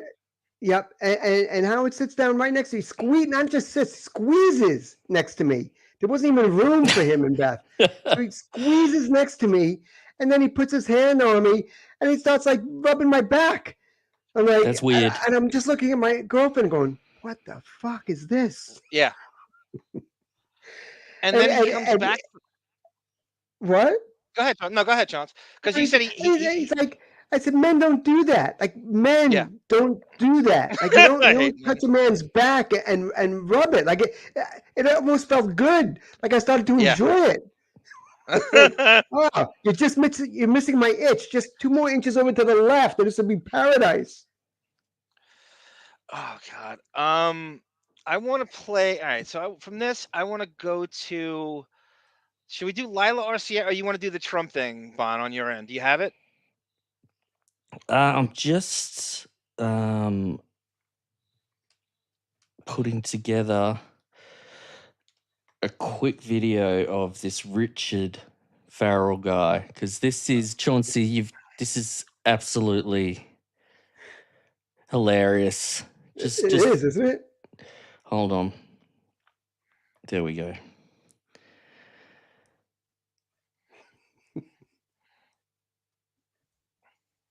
Just vamp for like 30 seconds, John. So, Chauncey, what else? I have you and Lila Arciera, which is one of the most phenomenal interviews in the history of the show. I have you and obviously Cavuto. I have you versus Ronnie. I have me saying a contest was fixed to back up what you're saying. I have the Howard 100 news report where you were so many choices. Yeah, so many choices. From the Stern Fan Network threatened you. That was after. I have you and the Rush Molloy article. Just watch. If you are young and bald, you Thank definitely you want for to watch this vamping there, segment John. Here we before go. making any decisions on how to treat that. Now there's something new, and it is called. So this is before, as this. That's his before wall. we get. That's the wall. That's the wall. The wall of fame or shame. The wall of fame. This is what Chauncey was saying, that this is where Howard gets his hair system created at, everybody. So wait until you see this guy after all the image, what we just saw of Howard's head. Wait for this reveal, because I love hair it very hard. All of Richard Farrell's pieces are made with human hair in his West Hollywood salon and are applied with an adhesive that can last for several weeks. And the end result, remarkably natural. Can you tell which of these people have hair replacement versus real hair? Check out John, Tommy Lee. Here's Karen. And finally, Tom. If you've answered all of them have hair replacement, you're right. They are definitely satisfied customers. That was pretty impressive. Yeah. Usually you can spot them as you go along. Oh, yeah. I was convinced for years. Yours? For more than 20 years. There he is. Richard Farrell has been helping both men and Look at the hair there. Look at that hair. Okay. Go back. I know. It's a dead ringer, isn't it, the next Chauncey? one, the next one. Richard Farrell has been helping. There. Now, where have we seen that before? I know. Both men It's and women suffering from the devastating effects of I can't believe it. Yeah. We'll just let it play in the background for it's a few minutes. Look. Hollywood is the place to go. Richard and his staff I mean, specialize they're- in creating the most undetectable hairline. Now, there are two types of hair replacement companies. There we go. There were those national discount clubs who mass produce. I mean, we're hearing Howard talking in this video. Yeah. I can't believe this. I can't believe this is ridiculous. Howard probably got it for free for doing the ad. Richard and his staff will do whatever it takes to create the absolute best hairpiece available on the planet. What we do is Look at that. Oh my God. Hello. And that's Once again, I'm vindicate. This is Of all course. about making people beautiful, making people feel good, and all of us just enjoying what we're doing. I can't believe we just heard Howard talking on this video for hair replacement. John, this is incredible. This is what smoking gun, John. This is on YouTube? I'm freaking. I typed in Richard Farrell after Chauncey said it, and then I went to his website, and then it just links me to YouTube videos of him. All the pieces fit together. John, it's got Howard's voice in it. Oh, I Can know, you I know. fucking believe this? The only excuse I would have, and it's not an excuse, is that he read a live commercial at K-Rock and they dubbed it over that. I don't know. Yeah. That's the only excuse. I Yeah, have. of But course. it sounds like he did it for them, and he does nothing that's not for bread. Everything Oh, yeah. is So there's no way Tens he's of not thousands getting. of dollars. I mean, tens and thousands of dollars for that spot. This is incredible. I've just turned the sound down, but look at this. I mean, to hear Howard talking, maybe it was part of Private Parts. They made wigs for him. The wigs, would that be a thing? It might have been, but Howard was hooked on it. Howard loved the way it looked and stuck with it. And now he can't go back. There it is, Howard. Oh my God. It's the craziest thing I've ever seen. We're going to use this so much, John. Howard talking. I'm going to bake this into the show intro. I mean, look at this guy. Things you can't do with wigs. These are things you can't do with The same exact hair. The exact same hair. Hair replacement systems that come from Asian factories. Actually, 4 of the men in this group here have hair pieces, and I would like Oh them to my stand God, up. John. Oh my God, look at she. I know. Gabrielle. Where is Sarah right now? John, text Sarah. She's going to lose her mind. Oh my Very God. difficult I don't to tell remember which her way. talk Can you show. 4 stand up for us? I forgot Andrea's she even had it. Oh my God, look at these guys. Oh, look, there's another Howard looking There's guy another next to Howard her. wig. Yeah. Just above her. I mean, here it's just like, can I touch it? This is a dream come true, Chauncey. Farrell hair replacement has been voted the #1 hair replacement solution in the world for the past 6 Howard consecutive lives by years. this. He lives by it. I can't believe his favorite wigs. Swim, she's gonna be. Feels real. When you tug at it, it feels like. Oh, hello. I can actually feel. But he has It to. feels real. Yes, go, Chauncey. Sorry. He's had the same one though. He's got to get a different look now because that's Howard. Oh, it You is, know how John. te- Look at that hair. Yeah, you know how terrified of change he is. He thinks this is working for him, and he has so many lapdogs and obsequious suck-ups That around. won't And they're tell telling him. him that look. Yeah, they tell him it looked good, and he's terrified to change it. Yeah. He can't. There's no going back. He's gonna die with that. Yep. Go ahead, Chauncey. It's a beautiful job on his hair, that guy's. I mean, if that's a wig, if a part of that, I mean, you can see at the front there. I don't know. Can you see my mouse on the? You got it, but you see, you have to have those curly bangs because otherwise. Yeah, the bangs. You That's can it. See where it's not real. Yeah, it does look like it's that's a front for the rear. Is you'll never see him bend over or anything You won't to see him pick up pull a his hair pen. back. Get a brush and brush it back and see what Yeah, happens. yeah. I'm loving this, John. I can't believe we've got this video. I'm going to send you this video after the show, John, and we're going to bake it into so much stuff. See, Have you that's ever what seen his Howard hair. wet? They're wet. Well, this guy looks wet now here. This is the same guy. That looks like That's the he's... same guy. See, That's he's... the same guy. Look at that. This and had You John, see look the at little this. goatee he has hanging over the side? Yeah, every curl is manufactured. Yeah, John. Smoke and mirrors. Yeah. It's Smoke and mirrors. I'm losing my mind here. Can everyone hear? I'm actually breathless. I never thought we'd find this. I mean, here's the thing. All you got to do sometimes is look, right? We're acting like this is some crazy discovery, and it is a great discovery, and it's this, and it's the documents you found. Like, you just got to look sometimes.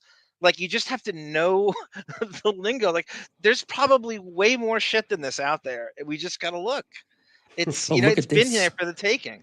What year do you think this is, Bon? What does it have? Like any kind of, if that's Gabriel Carteris, it's got late 90s. Yeah, it's gonna say, it might say it at the end. It'll say copyright. Here we go. Wait for it. These guys are always in this era. They always put in a. Oh, I guess not. But John, yeah, late 90s. Whenever that Gabrielle, whatever, a year or so, I'm so happy about this. Well, you figure she had to be off 902. It's probably the year 90210 stopped. She got that show. Right? So it's the last year, whatever it is, season 10 or 9, and she got that show. So that's what I'm going with. Like 99, 2000. He's not looking so hot in this one. He's got really bad bags under his eyes, like he's on the coke or something, allegedly. See there? He's not looking as hot. Look, if I go back to him earlier, oh my God, he looked a lot there. That was he Howard looks a lot better Sebastian there. Wetlook. Remember when Howard would go to the Sebastian Wetlook? He has that hot water and lemon is a weight suppressant or something. It's not for his voice. It's for vanity. Oh, fucking! I've completely. Shall I remove this? Are we going to talk about Trump, John? Do you want to head over to Trump land with Chauncey? That clip? I mean, yeah, I'm ready. I'm ready. Yeah, I'll get rid of this. We'll get rid of this. Let's.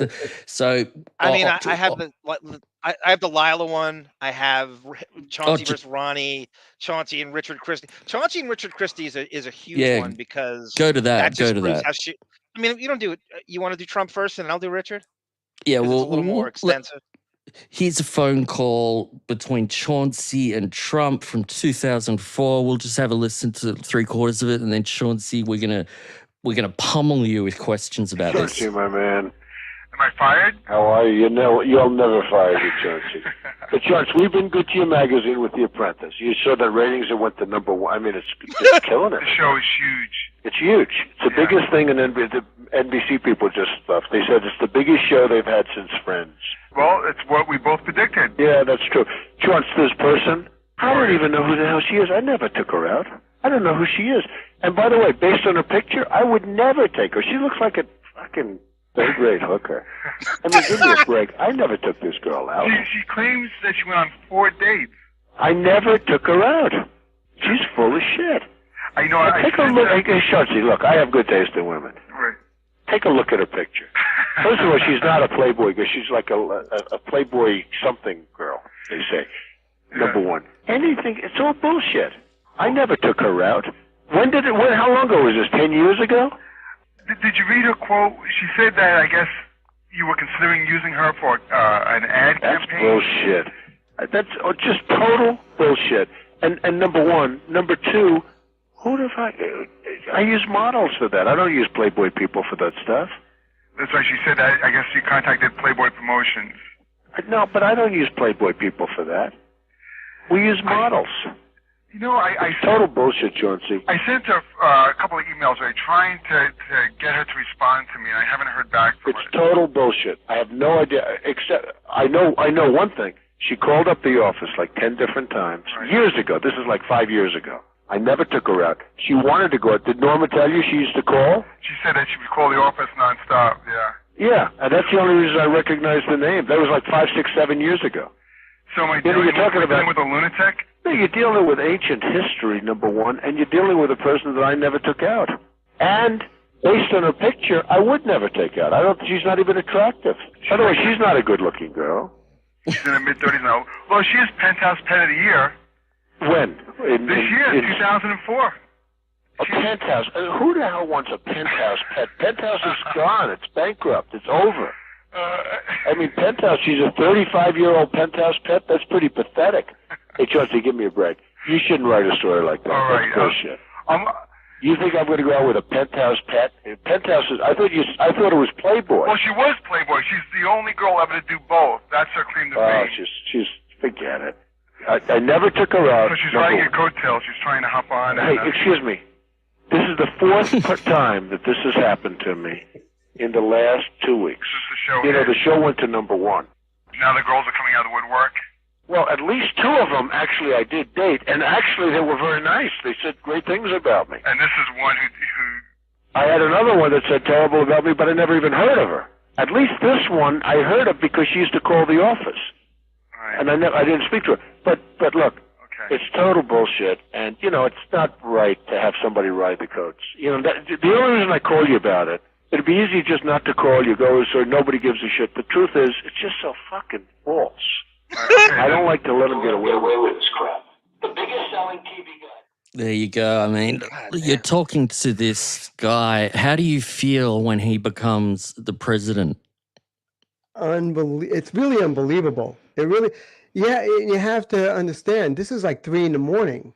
Like I was in bed, and the phone rang, and the message on the phone said, Trump's office. I'm like, 3 a.m, Trump.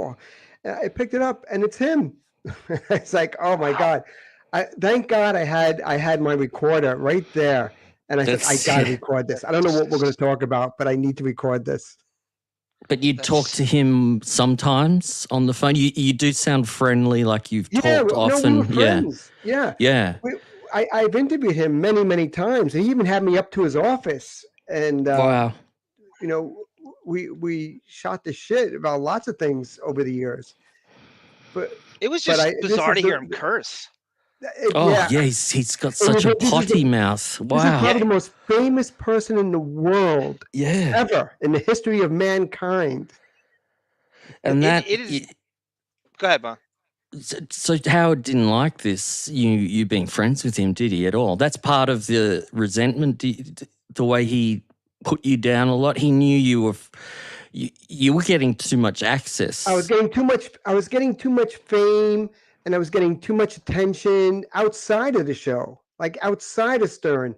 I was doing a lot of things and getting a lot of different jobs, and Stern had no more control over me. I wasn't a whack packer who only was famous for doing Stern. Like I was different. Stern was just one of the things I did besides many other things. And so Howard really had no control, which is why it drove him crazy when he canceled me, that he'd have to keep reading stuff in the media about himself from me. He couldn't believe that people were still letting me tell my stories and publishing them. He couldn't stop it. And that drove him nuts. And it's interesting that they're friends, because Trump and Howard have a great way of that deflection. They can make something, and I know you haven't been listening to Howard for a long time, but over the last 10 or so years, Howard has deflected so effortlessly. It's the same way Trump does it. He takes shots at things that aren't necessarily part of the argument, you know? Well, and you go back and listen to that conversation. In the beginning, he's never heard of her. But as the conversation goes on, he's been calling for 4 years. He knows. The more we talk, the more he knows about her. He went from never hearing from her or knowing who she was or anything to, this girl calls my office all the time. And the funny part was that I had pictures of the two of them on the date. I had her in his limo with him. Like arm in arms. And that is, he doesn't want you to follow up on that story, does he? That's what he didn't want me to run. I did run it because it was so true. I wrote that he denies it, but it was such a true story that the woman is Dr. Zadrock. You remember her from Stern? Yeah, Victoria Zadrock, right? She was that's who we're talking about. And she had such detail about the night, about everything. That it couldn't be a lot. You couldn't make those kind of things up. You know, it was just way too detailed. So It after sounded you just ran that, Sarah's right. So to promote your book again, I want to. We did it in the beginning. I want to do it at least 2 more times. So promote your book again while we're in the middle of The this. book is called. Wait, let me see. I got a copy of it. If you can see it on the screen, I don't know if you can. Yeah, there you go. The Legends of Comedy. Legends of Comedy. It has 50 of the world's most iconic comedians, and it's going to be available on Amazon. I would say by September 1st, you'll be able to buy it on Amazon. So, but yeah, it's an amazing book. Really amazing interviews with people from George Burns, Sam Kinison, Andrew Dice Clay, George Carlin, Roseanne Barr, Jim Norton. It's just such a wide list of people. Bob Levy. I don't know. Chauncey, I don't know if anyone's ever interviewed that eclectic group of comedians like that. I don't know if you can go from George Burns to Jim Norton. That's pretty amazing, actually. Don Rickles. Yeah. You know, Sandra Bernhard. Very underrated. There's 51, right? 51 interviews? 51 interviews, yeah. Tommy Chong, Triumph the Insult Dog, Pat Cooper, Margaret Chow, Louis Black, Larry the Cable Guy, Joe Piscopo, Joan Rivers, Jimmy Kimmel. Shuli Igor. Shuli didn't make it into the book either. No, I didn't make it. Maybe the next one. Chauncey, how funny would it be if through your channels, and I know you could do this if you really wanted to because you're such a goddamn pit bull, if you asked Howard to write the foreword for you and it got to him. I did. I did. this one. Oh, my God, I did. Yeah. I sent Gary an email saying, hey, if you think Howard would mind writing my foreword? Oh, that's so funny. You did that?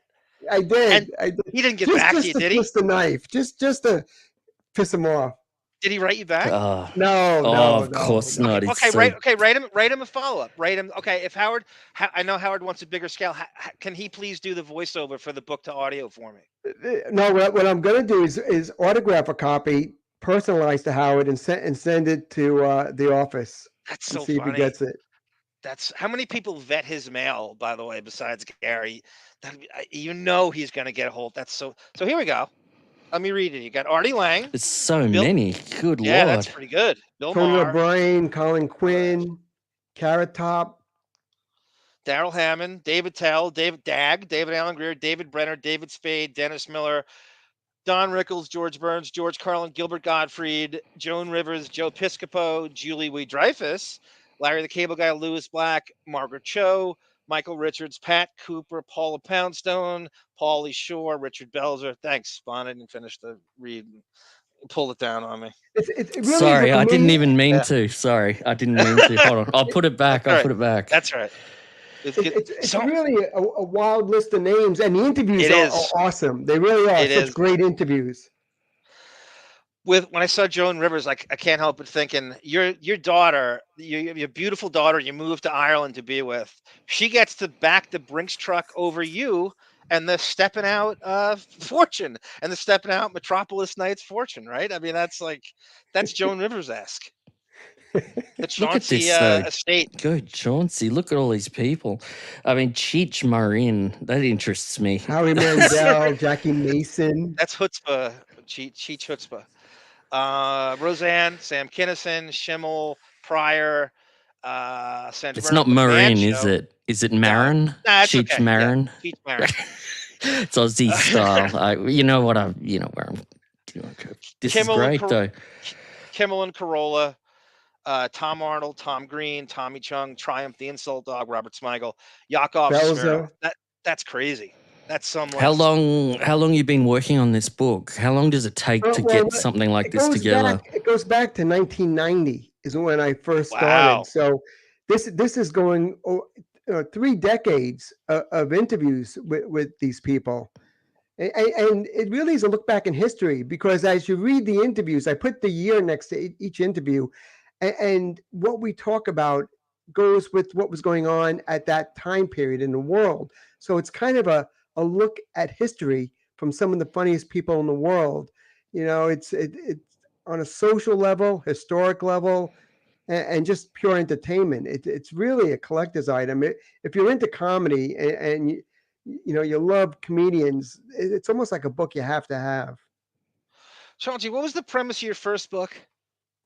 The first book was also Scores? interviews, but it was more notorious people, people that were famous for being famous, like Okay. a lot of actors, a lot of mobsters, just all kinds of eclectic group of people. Like Amy Infamous guys. Fisher Yeah. is in that book. Oh my God, Johnny, that's a reference. Mark Price from Skippy from holy shit, Family Ties. That's a reference, not the point guard from the Cavs. I forgot about Mark Price. That sounds great, Chauncey. I mean, I don't know of anyone who's had the pleasure of interviewing that collective, eclectic people at the same time. At the That's moment, crazy. I'm finishing up my music edition, where Oh, it's wow. over 100 interviews of famous musicians, rock stars, rappers, all kinds of people. Over 100 names, Q&As from Joey Ramone, The Clash, Tiffany. I mean, Tiffany, all kinds wow. of people. Like just. Oh yeah, I'm just bringing that up now. You've got another one, yeah. So I'm just going to bring up the cover of that. So you're quite prolific, Chauncey. I mean, here we go. I really just did it for my daughter, so she would know what I did for a living. Yeah. Yeah, so Was it Henry something you Winkler, said? There we go. Lee Remini, Wendy Williams, John Stamos, Larry King, Dr. Ruth just passed away, Michael Madsen, Michael Zsa Zsa Madsen. Gabor, Oh, love him. Judge Jerry Judy. So many people passed away. Springer. There's so many people that have passed Off on. my list, yeah, they're dropping like flies. Yep. It's crazy. Jose Canseco. Bon, I sent you my clips in case they're spotty on my end. So Okay, you that's have a good bunch idea. there if you wanted to. Maybe it comes off better. I don't know if it's me or Chauncey, whatever, but just to play it safe, I sent you the Hold stuff. on. I'm gonna play. Oh, do you have them? Yep. I would say continue. Okay, I would You're say good. this. Let's go to Chauncey leaking the story about Gary's dad's funeral to Rush Molloy, and it says, I think it's titled something like Chauncey leaks Gary's dad's wake and funeral, August 14th, 2006. And there's a picture of Howard with Beth By in the the way, I Hamptons. appreciate you guys putting some of this up on the internet. It's so cool because I'm so canceled that this stuff still gets out there for people because it's some You of the found my best channel radio. today and you didn't know it was mine. You go, look at I this, Neil didn't know. I know. Bon, do you see it? Yeah, it's doing that thing where it's telling me I need access. So you've got an email in your email account now telling you to give me. I'm gonna. But I should play it. Okay, it's coming. Did it come back? I'm gonna play. Yeah. So, we never used the cancel word with Chauncey, and I guess he is, but he had so much power that he could just have you eliminated from the tri-state media. That nobody would want to. You'd be toxic to everybody, but you ended up being right, and nobody apologized. It's really crazy because you were right about everything, and I knew. We've been saying that on Radio Gunk. You guys are the only ones that ever said, "Wait a minute, this guy was right about everything." About everything, progressive, like way ahead of your time. This is. I'm going to try to play this. This is. See if it comes up. Even though, hopefully, it gets faster. For today, and as much as I find it distasteful to talk about Chauncey, he's forced me. You know, his goal in life is to get my attention, evidently. Well, now you're becoming like Eric the Midget. He can't resist this show, and you can't resist Chauncey. Yeah, he can't resist me. I mean, he is hell-bent on slandering me. What did he write? The whining bitch who, I'm scared. I got a death threat on the Stern Fan Network, please. And I'm sure everyone was after him. Well, if there's time after your rap, I'll tell you, too, how he tried to get to you through me. Yeah, well, you know what? I kind of felt bad. Chauncey, is that true? You tried to get to Howard through Artie? Is there any truth to that? No, I don't know what Artie's talking about. I had very little access to Artie. The only thing I ever saw He Artie thinks do was you- get a blowjob in a back room. The strip club. Tell that one, please. I was going in to get my blowjob, and as I was going in, Artie was getting his. And we both looked at each other and kind of just shrugged. And said, I can totally imagine it too, because Artie would have been just wearing, sweatpants, dirty t-shirt. Yeah, he was like, yeah, exactly. Backward fitted hat. Spaghetti stains and pants half down, baggy sweatpants half down. I mean, this is already trying to kiss Howard's ass. So he's trying to tell him. That's how it is. See, that's the one thing. When Howard started to cancel me, anyone associated with Stern had to hate me. You had to. I had to become your enemy. So all these so-called friends I had overnight had vanished. Now, that's what Steve Grillo said. He said he thought he was friends with Ralph, and then when he was gone, Ralph never talked to him again. No, that's how it is. Wow. If it doesn't, if they only like you if they think Stern likes you. If Stern doesn't like you, there's nothing in it for them to be associated with you. Yeah, the only one who didn't do that was Jim Florentine. He always was very good to me, even to this day. But all the others. Chauncey, who is your big contact at the show? If you had like a confidant, who could you trust the most in those years? Because you had obviously Ronnie hated you and you hated him, and that was completely valid. Who at the show did you trust the most that you would never turn on? Was it John? I don't know. Steve Grillo, I would say. Grillo. Okay. Grillo, I would say Grillo and Benji. Mm-hmm. Okay. They're a bit too easy though, because they're so insignificant isn't the word. I don't want to sound like a prick, but they're so harmless. The others would stab you in the back in a second. For if they thought there was anything in it for them at all, they would send you right down the river. But what was Ralph like when you are in this circle? He'll do anything for you? That's what it's like? No, well, yes and no. It was a weird relationship because I saw right through Ralph. Like I never liked him. So there was a lot of awkward moments. We'd be at scores and we'd be sitting next to each other doing shots and, kind of having a good time. But I never felt like I could trust him. Never. I knew he would do whatever he could to hurt me the first opportunity he had. So I just never liked him and never trusted him. Nor should you. Wow. You're not alone, though. It's so common to hear people say that Ralph was just a nasty, nasty person. Bad guy, just a bad guy, like just bad. So, and I'm a pretty happy-go-lucky guy, and I like everybody, but Ralph just no, man. I avoided him. Well, that was Billy. Billy West was the first guy to really despise Ralph, right? All the way back to '95. Billy West was great. Billy West was amazing, and his wife B was amazing. Like I really like those two. You were on the front lines of the Billy West fallout, right? So Billy, there's a hair plug story that weaves into it, no pun intended. Oh my God, there is. But Billy, me, and Grillo.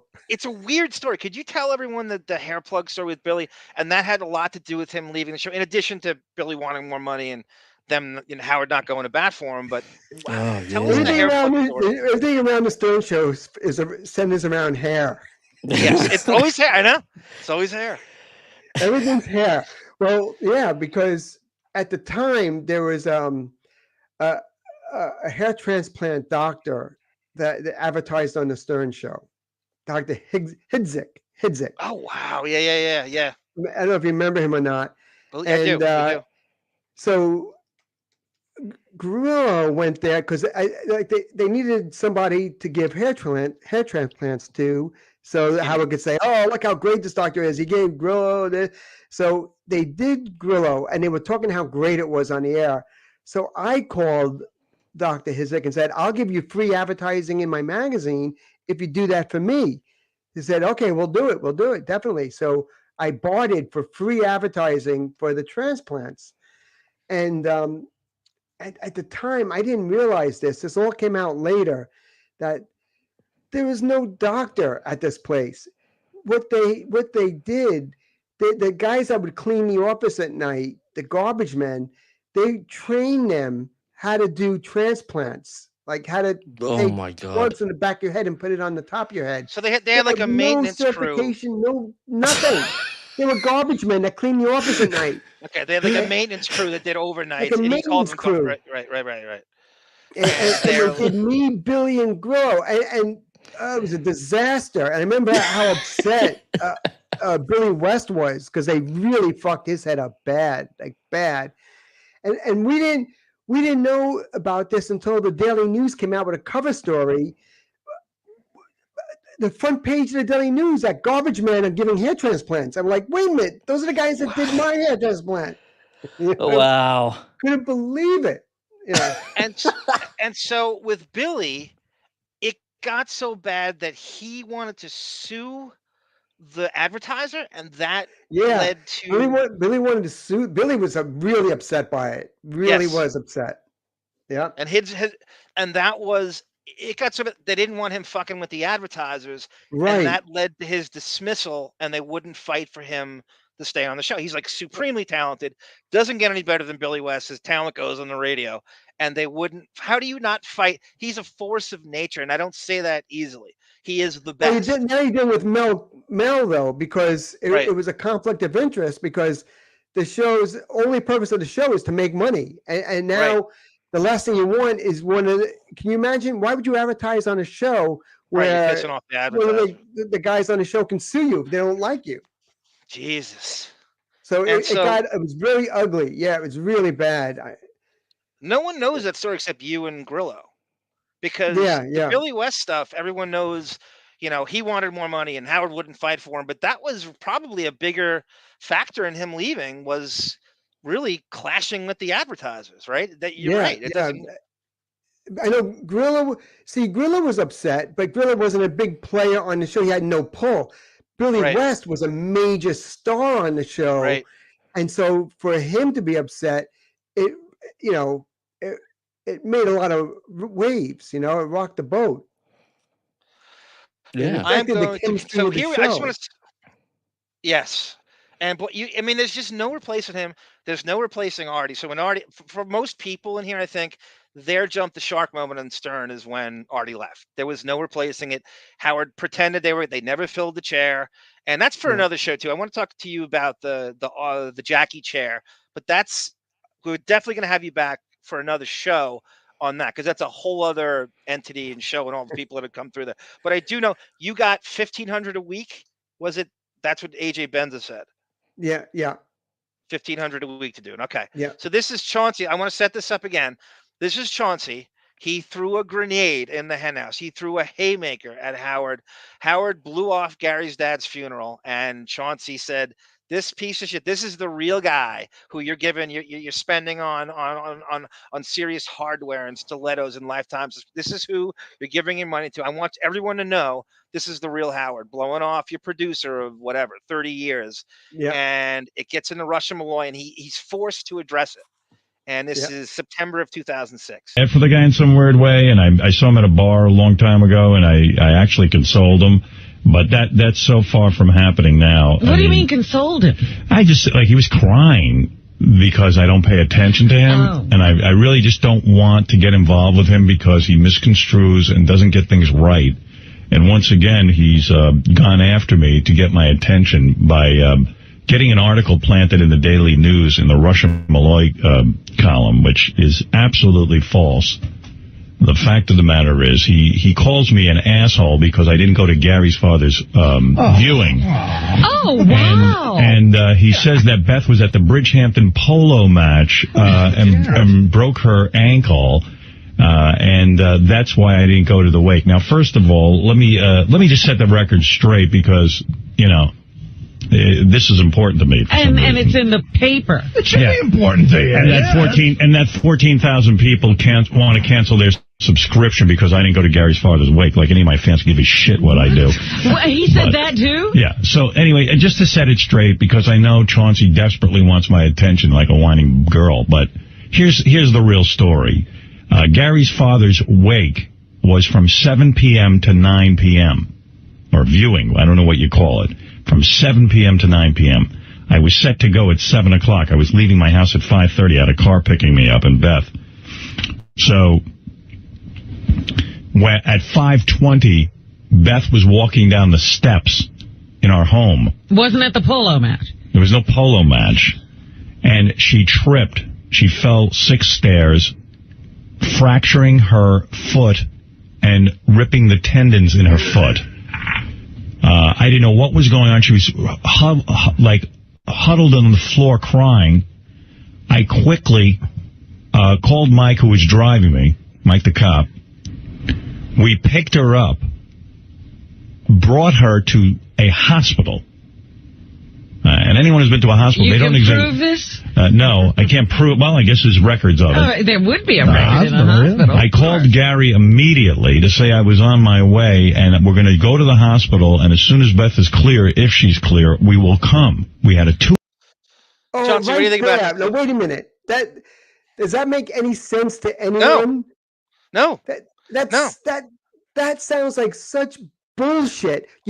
So Beth is rolled up in a ball crying that she's ruptured her tendons, but you're going to go to the hospital, and then the wake's only for 2 hours, but you're still going to you're still going to make it there after taking Beth to the hospital. Yes.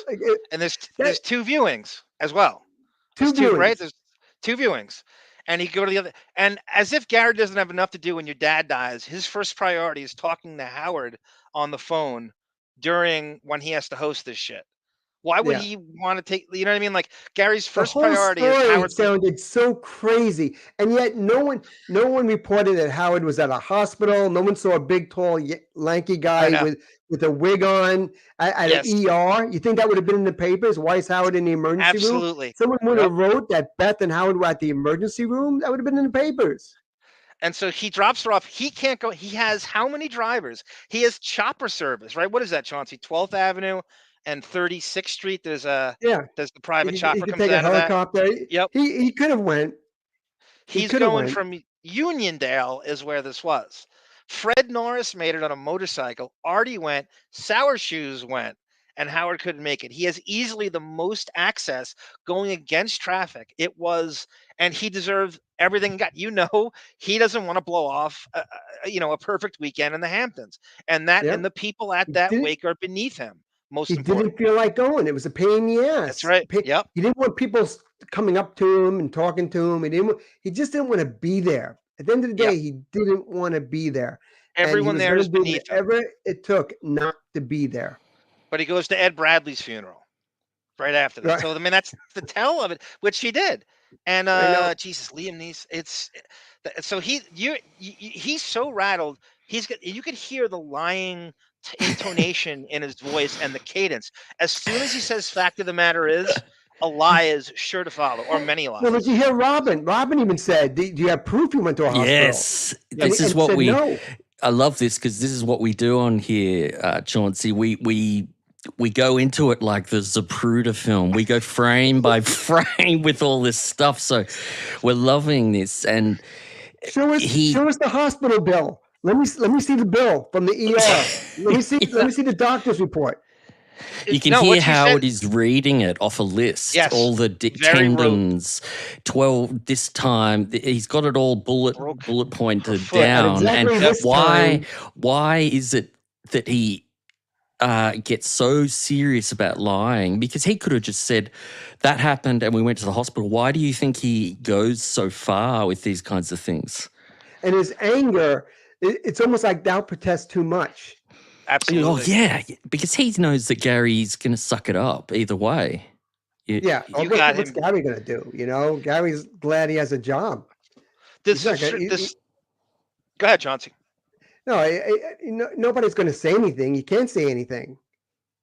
No, Gary comes in and he does that same. His job is to be a human shield, and he does the same damage control. He's like, Howard, you were so supportive of me. I came in. He sent them a deli platter. That's the joke we call a deli platter. Like he sent them like some Uniondale deli, and then he's grandstanding, and that was the only thing. You're a producer of how many. If you can't be there for him It is so bad. I was on Stern Fan Network at that time. I cannot tell you the bans. So Joey Boots and Mutt were banning people who started to just rage against Howard. We were like, that is so ridiculous.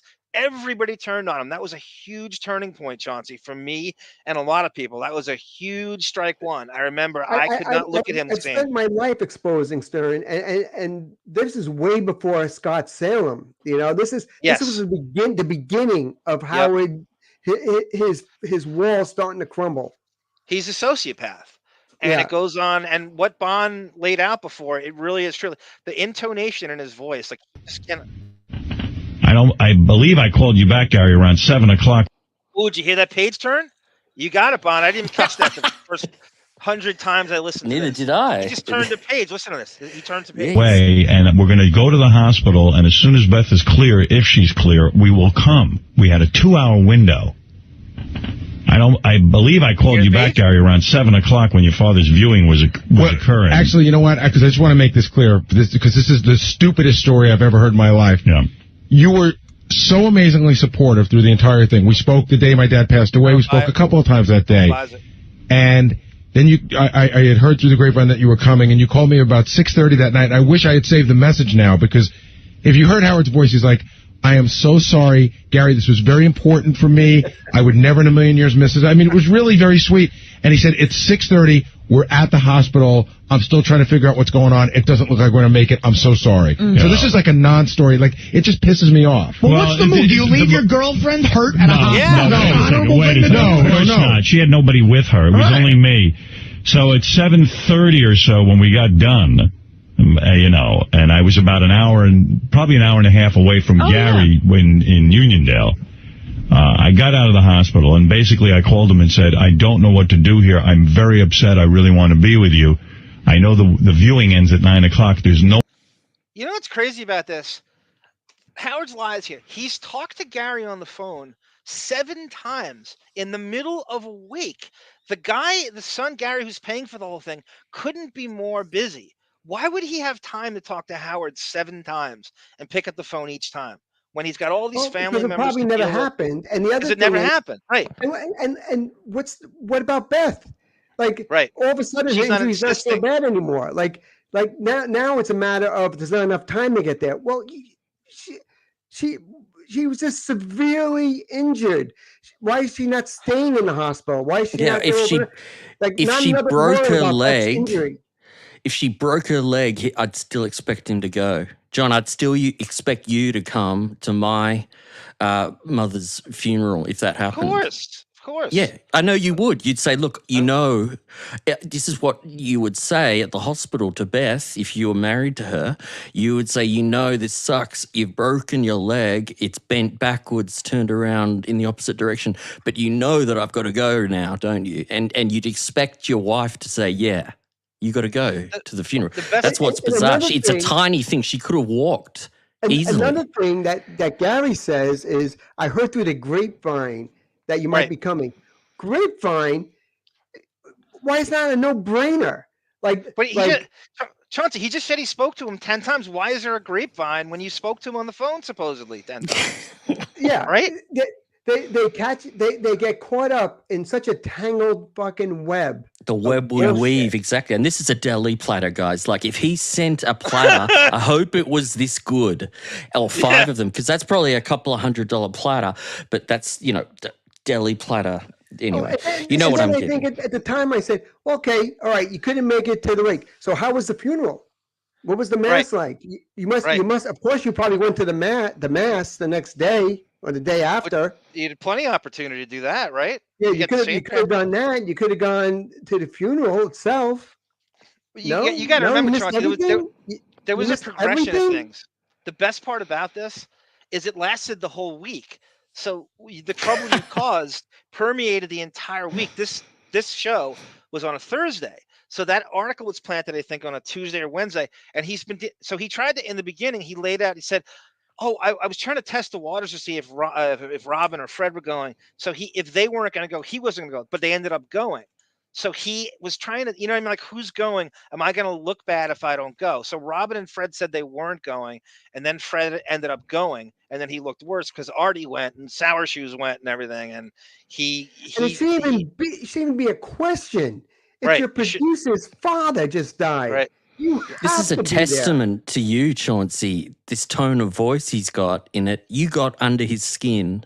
Does that make you feel happy in hindsight now? Oh, it does. You could piss him off, like fact unlike that and I did so that many a people bunch of could not times. get to him.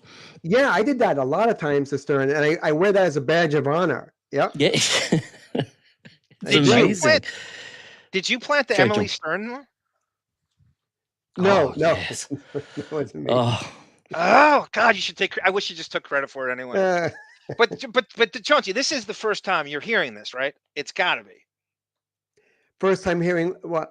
this audio. No, I remember when it happened. The first time I heard it since it initially aired. Yes, I've never heard it since then. Good. Yeah. So that, believe it or not, it's been 18 years. It's Isn't that crazy? Has it been that long? Yes, 18 God. years. This is October of 06.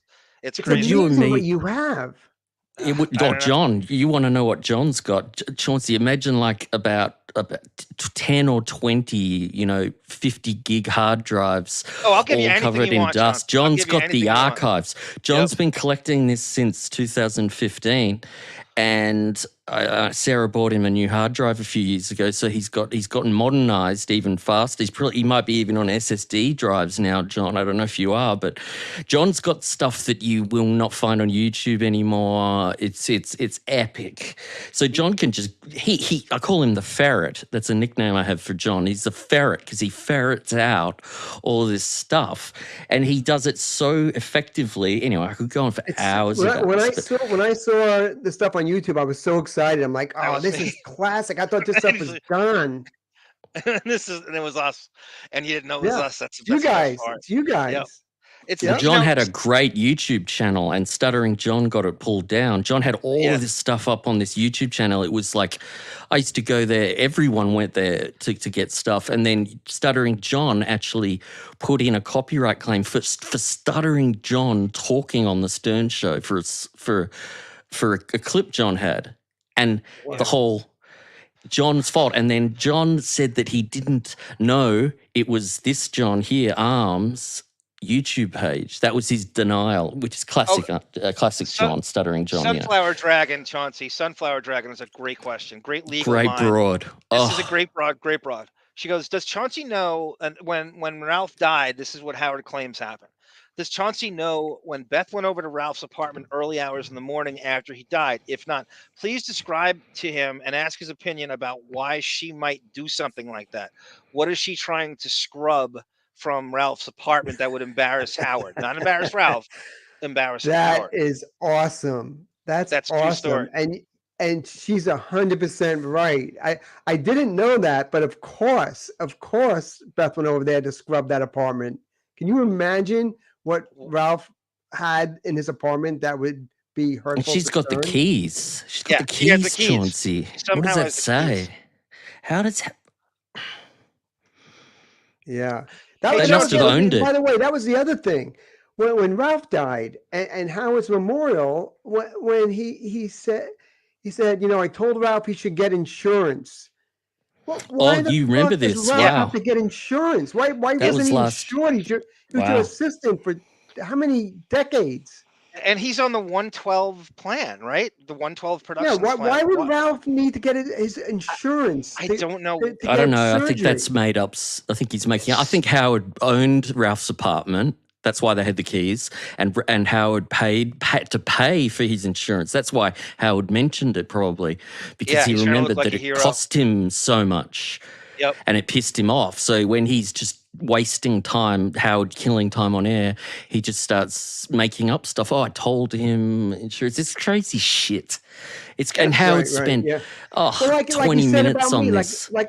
Like a bit you just played a moment ago where Howard talked about running into me at that party we're at, and I was crying or whatever. I was hanging out. I was hanging out with Dan Aykroyd and who was the other person? There was and Kelly Ripa. and Dan Aykroyd and I were doing shots of tequila wow. at the bar, and Howard, Beth brought Howard over to me, tapped me on the shoulder, and said, "Howard, I want you to Chauncey's here," and he shook my hand, and I remember it felt like a dead fish. I was like, "What the fuck?" He put his hand out with a glove. He had a glove on his hand. Right. He had a glove, and it was like the hand was dead. Oh, he was wearing the driving glove. So no calluses. Yeah, he had a little Michael Jackson glove going on. Yes. Michael Jackson and Howard have so many similarities, Chauncey. We have almost done a show on Radio Gunk for about 6 years about that. The comparisons of those two, with just the vanity and the hair plugs and the obsession with weight, the hair, and the skin, and the weirdness, surgery, the isolation. Yep. Yes. Yeah. Let's finish this. I said, I'm bringing Beth home now. She was on crutches. I had to get her into bed. I had to go and make sure she had her painkillers and everything. I mean, at this point, we didn't even know what was happening. And, of course, I couldn't leave her. She couldn't even move. And she was writhing in pain. So, you know, George, if you've ever had a girlfriend, you know it's not possible to leave for anything on the planet. My point is, I don't give a fuck about Chauncey. He can write whatever he wants about me. Well, that's it's really a non-story. It's just kind of weird to me, a guy who was such a super fan has to now go around slandering me. And as far as 14,000 people canceling their subscription, I haven't heard about one. It's bullshit. Number two, Rush and Molloy are just super assholes because they know that the story has, you know, I'm positive they know this story's horseshit. If I was at the Bridgehampton polo match where my girlfriend was, prove it. I wasn't anywhere near it. You know what happens with this stuff, which is such a pain in the ass? Like yesterday, they came to me, the press people from here. I'm sorry, Chauncey. Go ahead. Well, he's talking about proving Go ahead, it. Chauncey. I'm sorry. Pause. At an ER. Prove it. You never proved it. You never had any evidence. You would nothing. Nobody even saw you there. You were never. No one spotted you at a hospital. What Chauncey Chauncey says is spot on there. You're almost 7 feet tall with a wig on your head, and not one person saw you at a hospital. Yeah, we deduced he lies about his height too, Chauncey. Like he calls himself 6'5". So on this show, we've played clips of him next to Dennis Rodman videos, Shaquille O'Neal, and Magic. Remember, he did the Magic Hour. He's the same height as Magic. Dennis Rodman's 6'8", Magic 6'9", and he wants to be 6'5" because he's so vain that anytime you creep over 6'5", you look like some Morphon goblin freak, you know, so he lies about his height because it makes him look, he thinks he's good looking. He thinks he's got this rock star persona. And like I said, anything over 6'5" is hideous. You're a mutant. And he lies about his height. He does. He lies about everything. He does.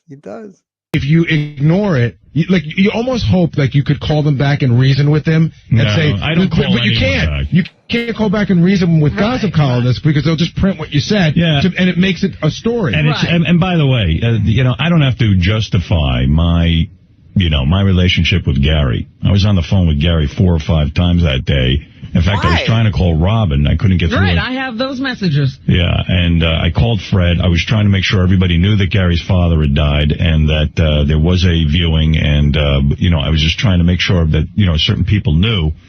And, I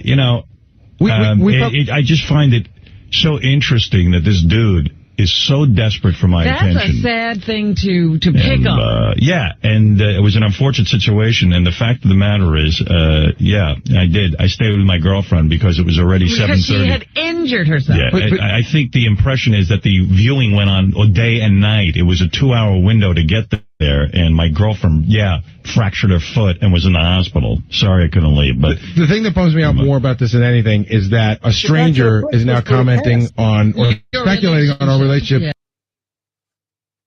Go ahead, Chauncey. I'm sorry. So now it's a fractured foot. So I'm sure she was in a cast. They would put you in a cast. The boots goes on straight. Yeah. Yep. And if you were Beth, wouldn't you be wrought with guilt that you stopped him from going? Wouldn't you just be like, go, I'm fine, go. If that's true, he's looking for any excuse not to go. It's almost like he pushed her down the stairs. And now they're doing a spin, an on-air spin. Yeah. And they're all going along with it. They're Why all would signed up for it. Yep.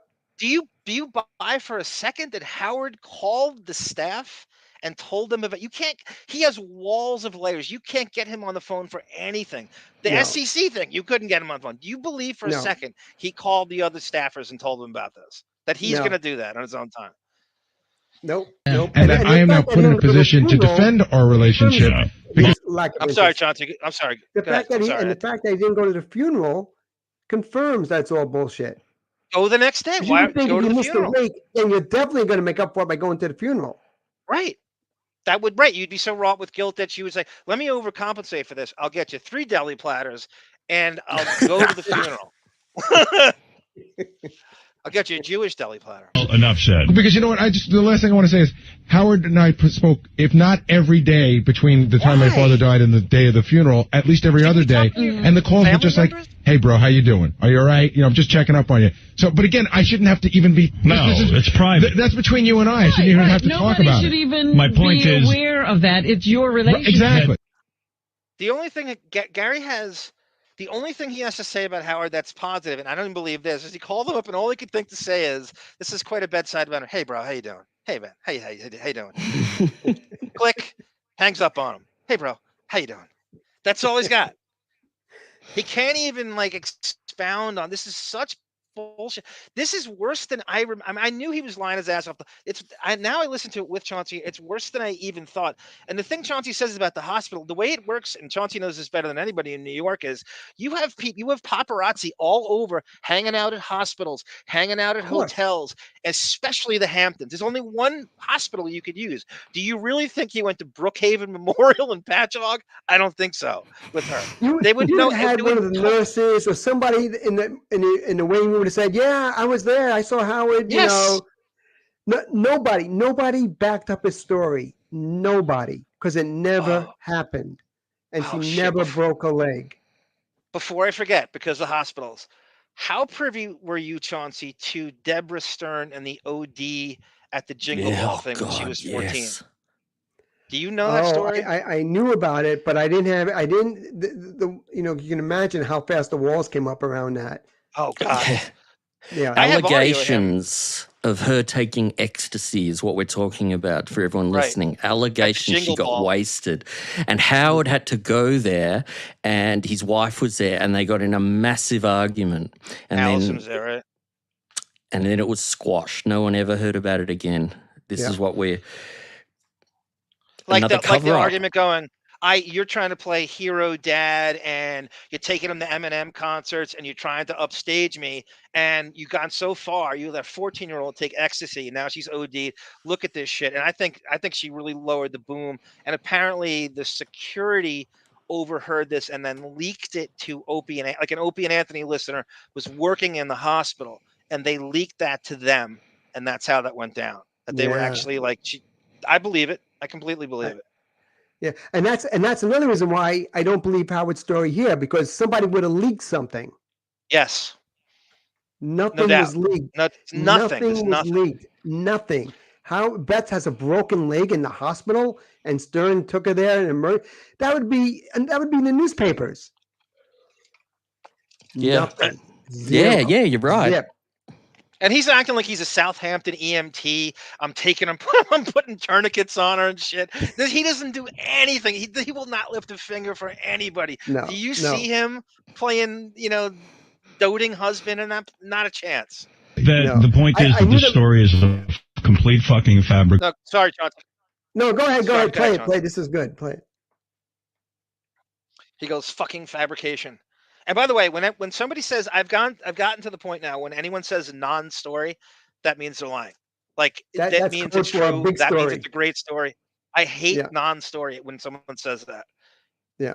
That's between you and I. So you don't even have to talk about should it. Even My point be is aware of that. It's your relationship. Exactly. That the point is that this story is a complete fucking fabrication and a lie. And More Chauncey doesn't know anything about me. And again, Chauncey tries to throw me under the bus. So I never trusted the guy, and now I know why. He's a fucking liar. It's really creepy because the other day you actually mentioned him the way you used to on the show. Because he sent us in something that was of interest to me, and he deserved the credit for it. And I was actually almost sort of feeling a little bit friendly toward him. Chauncey, what was that thing he supposedly sent him? He claims you sent him a story that he used. I think it was a guest on the show, and they had said something about Howard that I had sent in. I think it's a long time ago. Was it Belushi? I don't know. I honestly, They had it a was fight so in the long ago. park? I don't know, but Okay. I'm I sure can't I expect faxed you to over something I that can't they. expect him to be. This is stupid. It's 20 years ago. I don't know. We were saying this before you came on, Chauncey, that you would get better guests than Howard would for Steppin' Out over the course of a month. Like, you actually had better guests than the Stern Show did. Well, that's just the what cover made of your him. magazine. That's what attracted him to me, because people that he had no access to, I had access to, and I would get their feelings about Howard Stern because I would always bring it up in our interviews. And so Howard had this window into Hollywood of how everybody felt about him. And his ego was so he was like addicted to it, addicted to my interviews. That was my that argument, was that the connection. you should have been hired instead of Richard, because that would have stocked the show with guests they would never have. You're a pit bull, but you have your own little fucking avenues. I don't know how you do it. Gary You said work some that. fucking Gary North said, Jersey black magic, and you get these guests, and it was crazy. Yeah. It would have been more than just, taking my pants off and walking around naked, or, whatever they do over there. It would have been compelling. I could have brought Yep. Like when I brought Beetlejuice's sister in, that kind of compelling radio, that's historic. But now I've put my brain in check. But that would be typical of Chauncey, shooting every opportunity in the foot. See, I think this whole thing reeks of "Daddy, please notice me." Yeah, you know what I mean? Absolutely. Well, he got my attention, and congratulations to you. You got my attention. But what I'm saying, Gary, is he might have had an inroad, and he just blew it again. I tell you, I've said it before. I never trusted the guy. Yeah, and I'd like to see Rush Molloy put a big fucking fat box that says Rush Molloy make assholes out of themselves and don't know what they're talking about because they. Chauncey, let me just say, and I sort of stop it. This is so good. We should almost spend the whole show on this. Like you said, if this were fake, he would sue you. He's the most litigious son of a bitch. He has a team we went over before. Slander. He has It was absolute He slander. didn't sue you, so it's true. He did not sue anybody, so you know it's true. Because they don't do their own journalism and they rely on some asshole to do it for them. You notice when they put Chauncey's name with the story, they're just giving it all the credit to him. If it works, it's fine. If it's not, it's Chauncey's. Yeah, top journalist. My favorite line in the article is... Go into hiding from your death threat from some chick who just says she wants to kill you. Please. My what favorite... death threat? The chick's are going to fucking kill you, you pussy. Come out of the house. Yeah. My favorite line... Oh, Chauncey, I have that too for you. I have the Howard 100 News interviewing the chick who made death threats to you. Her name is Daethian from the Stern. I remember her from the Stern. From Ohio? Is it from Ohio? I don't know if she's from Ohio. Isn't it? That would make sense, right? All shit comes from Ohio and Florida. Ohio is like the Florida North. That would make sense. It would be Florida. That makes a lot of sense. By the way, Sunflower Dragon again weighs in with a great question. Chauncey, let's just say Beth was scrubbing. What exactly would she need to scrub, in your opinion, that Ralph had? Probably a black book with names. Like an Epstein kind of deal? Yeah. And God, it could be with Howard. It could be anything. It could be anything, but probably names, pictures, drugs, a diary, a journal. Yep. He was a drug dealer. Was he ever dealing at Scores? Oh yeah. He was into all that shit. Yeah. And he was actually dealing at Scores, right? He was just kind of dishing, yep. Spa. Good Lord. We got Sue Monster here with a comment. Yeah, as if no one saw. They must have cleaned the halls at the hospital, Sue is kind of saying. Imagine that. He hasn't cleared as the if no halls one at the saw hospital. a 7-foot-tall, wig-wearing pelican with his drunken beard skulking through a hospital. Yeah. Not one person noticed that. Not one single person. Howard's defending his honor, and nobody can confirm that he was in a hospital. That's vintage Sue Monster there. She's on fire. Look at that. Sue Monster. Nice super chat from her. Thank you. Thank you, Sue One Monster. of the most famous people in America is in a hospital, an emergency room, and not one person saw it. On some quiet afternoon in the summer in the Hamptons when no one's In the there. Hamptons, nobody. Yep. Oh my God, All the Chauncey. paparazzi are looking for anything. I've just found Chauncey, the news article. Come on, John, before you do that, let me just ask him this, and we're not going to stay on this. Just really quick. Go for it. Chauncey, Go for have it. you ever seen the leaked Pelican brief that Howard talking to the staff from 2013? Yes. Oh, you did see it. Okay, good. I did see that. I did. Yeah, it's brilliant. Go ahead, Bon. I'm sorry. No, I just found the and it's giving me hell. I found the article about you getting death threats, Chauncey. Okay. Because I have the audio, so we can with both. Go to the audio, and I'll try and bring it up because it's locking me out. With that too. I'll do it after this. After we finish this. Yeah, we're good. I'll we're play good. the Stern Fan Network. That is like the last one, very simply. Sirius goes, "We're unaware of any cancellation." Yeah. Like that's the only truth of the whole thing. Right. You know. He doesn't care. He already got his bonus. I don't know where it's coming from, but it's repugnant to me to be accused of not caring about my producer, or and quite frankly, it's really no one's business. They're trying to paint you as, like a Sid Caesar type. Yeah. That was exactly what was going down. Yeah, geez, sorry. There's a 2-hour window to get there, and I was in a hospital with my girlfriend. Yeah, I guess that's pretty cold. Maybe she should have just stayed crumpled on the floor until you got back. Yeah, I'll leave her there. Yes. Broke her foot, man. Yeah, I mean, we're not getting around Now here. it's a foot. Now it's a foot. Yeah, broke a leg, broke a foot. A toe, a tendril.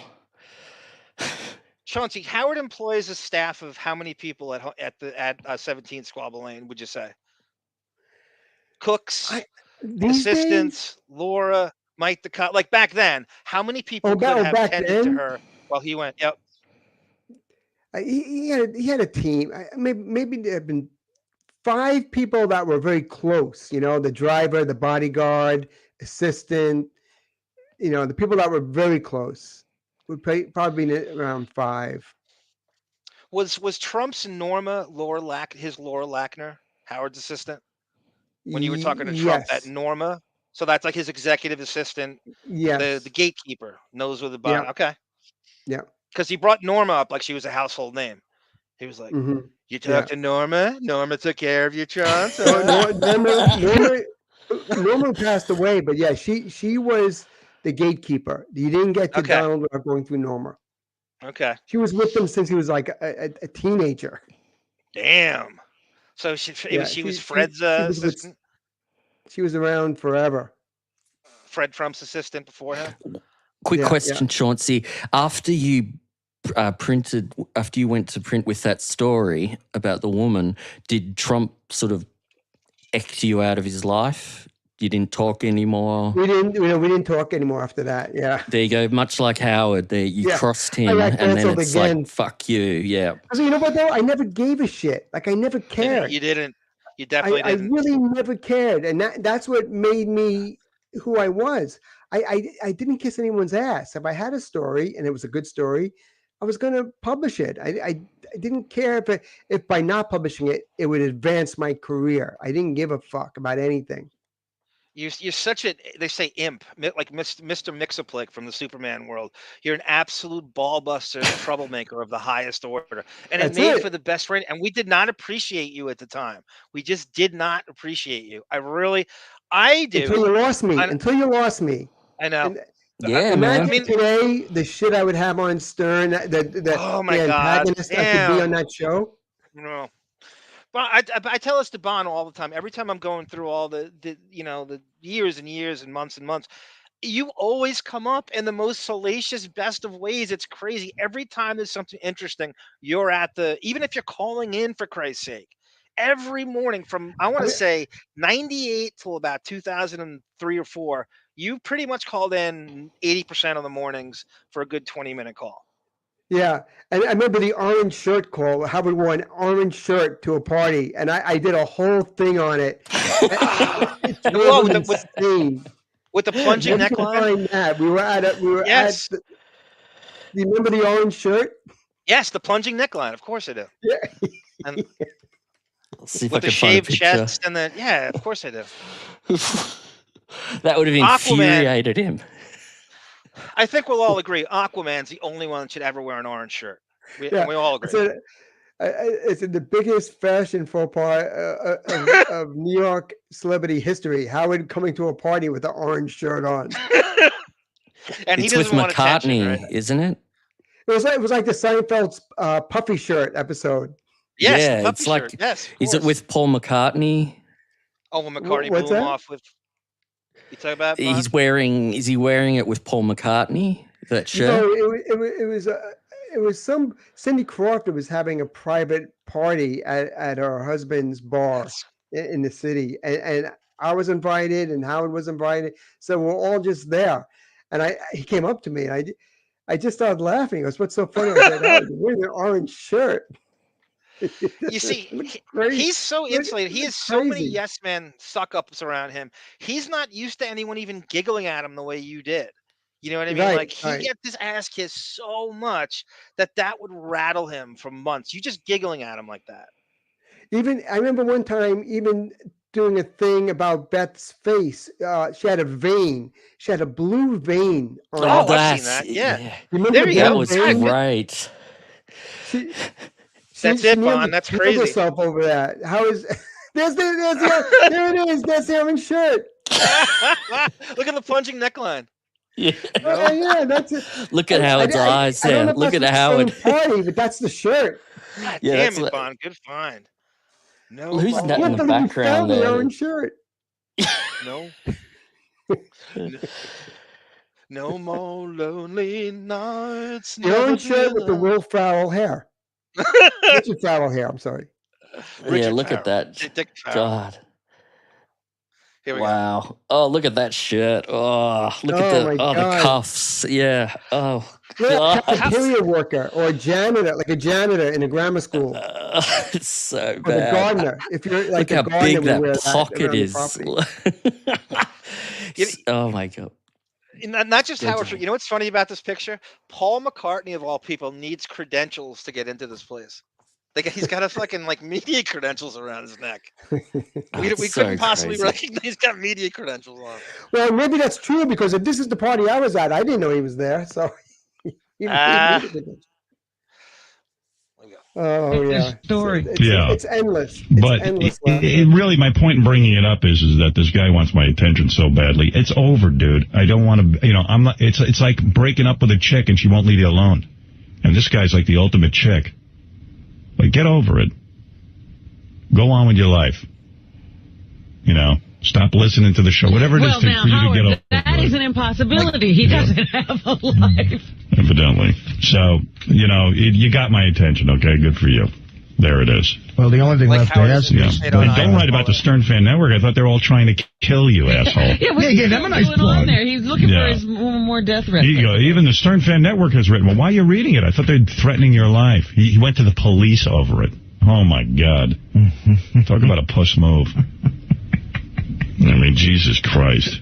Yeah, if he does I'll tell you what a death threat is. When a guy is holding a gun on you and says he's going to blow your fucking brains out, that's a death threat. That's a death threat. So he's referencing that Grillo incident when he came in the morning. Grillo told us when he pulled him into the garage. There was a guy waiting to shoot him from Albany. And that's the worst thing that's ever happened. Yeah, that's what he's referencing there. But he won't go into Grillo saved his life, apparently. Yeah. My God. And that's that Beth story that you really pissed him off, Chauncey, when you commented on the vein, on her forehead. Blue vein. Yeah, I remember you said she kept calling you, I think, and asking if it looks really bad. Is it really that bad? She kept calling you and hassling him about it. That's she became crazy. obsessed with it because you see how you blue vein. You can just It was tweak so these bad two. that I had to Photoshop it out of a picture when she was in the room. And that's how it came up. I said, that's beautiful, but she's got a vein in her head that we literally had to Photoshop out because it's so prominent. It doesn't take much to tweak either of them. It's incredible. We got because they never hear this shit because nobody ever says this shit to them. Well, they're so anorexic. Ida Greenbacks. Go ahead, Bon, read that. No, go ahead. I'm not sure why I don't have a star by my name me. Okay, just double checked my membership. Nice to hear an episode live and hear from my wino gunk pals. I don't know if she's English, but I just checked my. So she's wondering, you do have a star by your name, Ida, and there it is. She's verified. She is verified. She's Chicago royalty. We love us some Ida Greenbacks. We will check into that, Ida. Great broad. We'll look into it. I'm seeing the star on my screen, Ida. I promise you. But yeah, I want to kill him. That's it was a woman, wasn't it? A woman. Never did anything right. Yeah, they're really good at tracking you down. Well, in Chaunce's defense, woman-on-woman crime is high. Yeah. Anyway, so you got my attention. Good for you. And you printed a fabricated story, which is exactly why I don't talk to you. Because you don't know what you're talking about, and you just print shit. Just trying to stir things up. Yeah. You're a super sleuth. But it did kind of distress me to see that. And yeah, it's in print, and somebody might think it has some validity. Too late. We already think it's true. Chauncey, Tony Coburn. Rick the electrician wants to know. Tony Coburn, did Howard buy her an apartment down the street on West 67th? Because Howard's on West 67th in Columbus, the Millennium Towers across from ABC. And did he buy Tony a brownstone just so he could be the 24-hour hairstylist she is down the street? I don't know. Yeah, I thought I heard that. I don't know. That's what he's at. I wouldn't surprise me. So this is wouldn't put it past me, but I can't confirm. When he did this, Seinfeld had that stupid comedians in cars getting coffee show, and Howard has the one that's one of the shortest ones because he had it edited so mightily. And Howard was so right. Everyone knows where you live. Everyone knows you're across from ABC at the Millennium Towers. So they wouldn't let Seinfeld's crew shoot at Howard's penthouse. So they had it done at Tony Coburn's apartment, which is like down the street, because he couldn't take the camera crew. You've seen his place, right? It's that little strip on West 67th. Lincoln Square's over here. ABC's across the street. Yeah. And you can just pull in and do whatever you want. They wouldn't even let Seinfeld's crew shoot the fucking awning in the entrance to 101 West 67th. He's that because he's such a big star, but still nobody saw him in an emergency room. I know. Howard 100. Okay, so I'm looking for Howard 100 news and Chauncey. Come on, come to me. Here we go.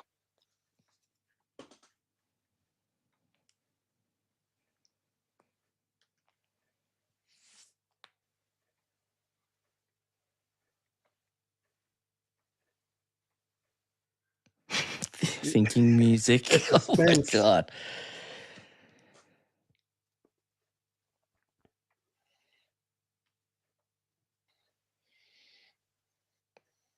Buffering. I don't think that one's going to work, Johnny boy.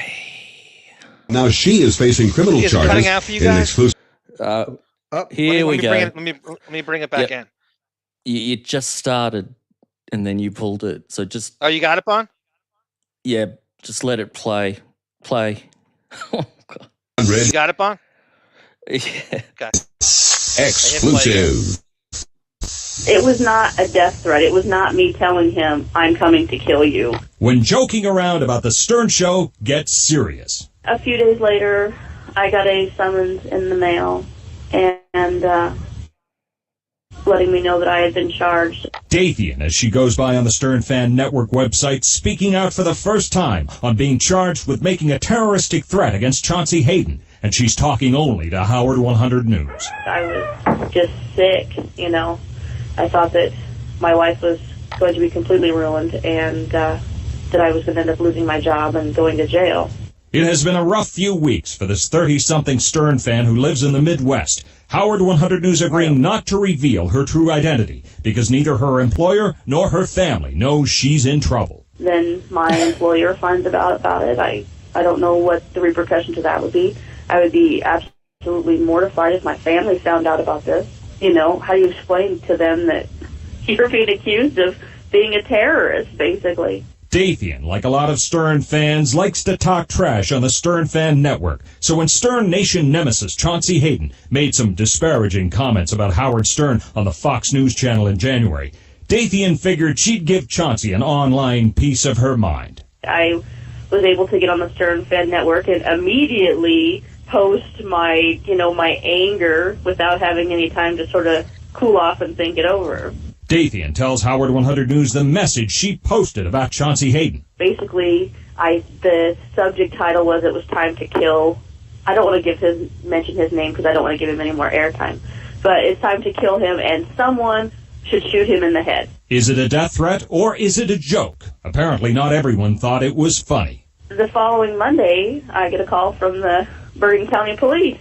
Daethian thought it was a prank call. At first, I'm like, somebody's messing with me, but as time progressed and I realized it wasn't, and when the paperwork came in the mail, obviously I knew that it was pretty serious. What this avid Stern fan says she meant to be a joke has suddenly exploded into a criminal charge. He just basically told me that they had been contacted and they had a copy of my post, and that what I had done was considered a terrorist threat by New Jersey statutes. Daethian's biggest problem, she doesn't have an attorney. She'd like some help. I feel like there has to be somebody in the New Jersey area that's a Stern fan that knows the history of the person charging me and could help me resolve this either through the pretrial intervention or by fighting it outright. The thing with fighting it outright is that, this is going to be a financial burden on me that I'm not prepared to deal with. Daethian says when she posted her trash talking about Chaunce Hayden, she never for a moment thought anyone would take it seriously. To the point that when she heard Howard 100 News report a criminal charge was about to be filed against someone on the Stern Fan Network, she didn't think twice about it. As a matter of fact, when you guys broke the story, I was laughing about it to my boyfriend. Never for a minute imagined it was me they were discussing. Laughing no more and facing a likely court date in New Jersey, 1,000 miles from home, Daethian says she is no threat to Chaunce Hayden and never will be. Now that it's gone on for these weeks and no resolution, it's kind of like this is just a bad dream and I'll wake up and it'll be all over. For Howard 100 News, I'm Steve Langford. What? Wow. God damn it, Chaunce, that's crazy. So tell us, what was the spill out? What happened? So I see that message that she wants to put a bullet in my head, and I'm like, well, the world's full of crazy people. Who knows? I said, so I said, what if I ever get shot in the head? This is probably the person who did it. So I brought it to our local police station, and I said, listen, if anything ever happens to me, keep this on in your records, because this person claims they're going to shoot me in the head. If I should happen to get shot in the head, check this person out, see where they are. So they sent it to the Bergen County Terroristic PD. Threat Division. Oh, wow. And at that point, it was out of my hands. It wasn't me charging her with anything. It was the state of New Jersey charging her, because what she did was a terroristic threat. So yes. I had nothing to do with that from that point on.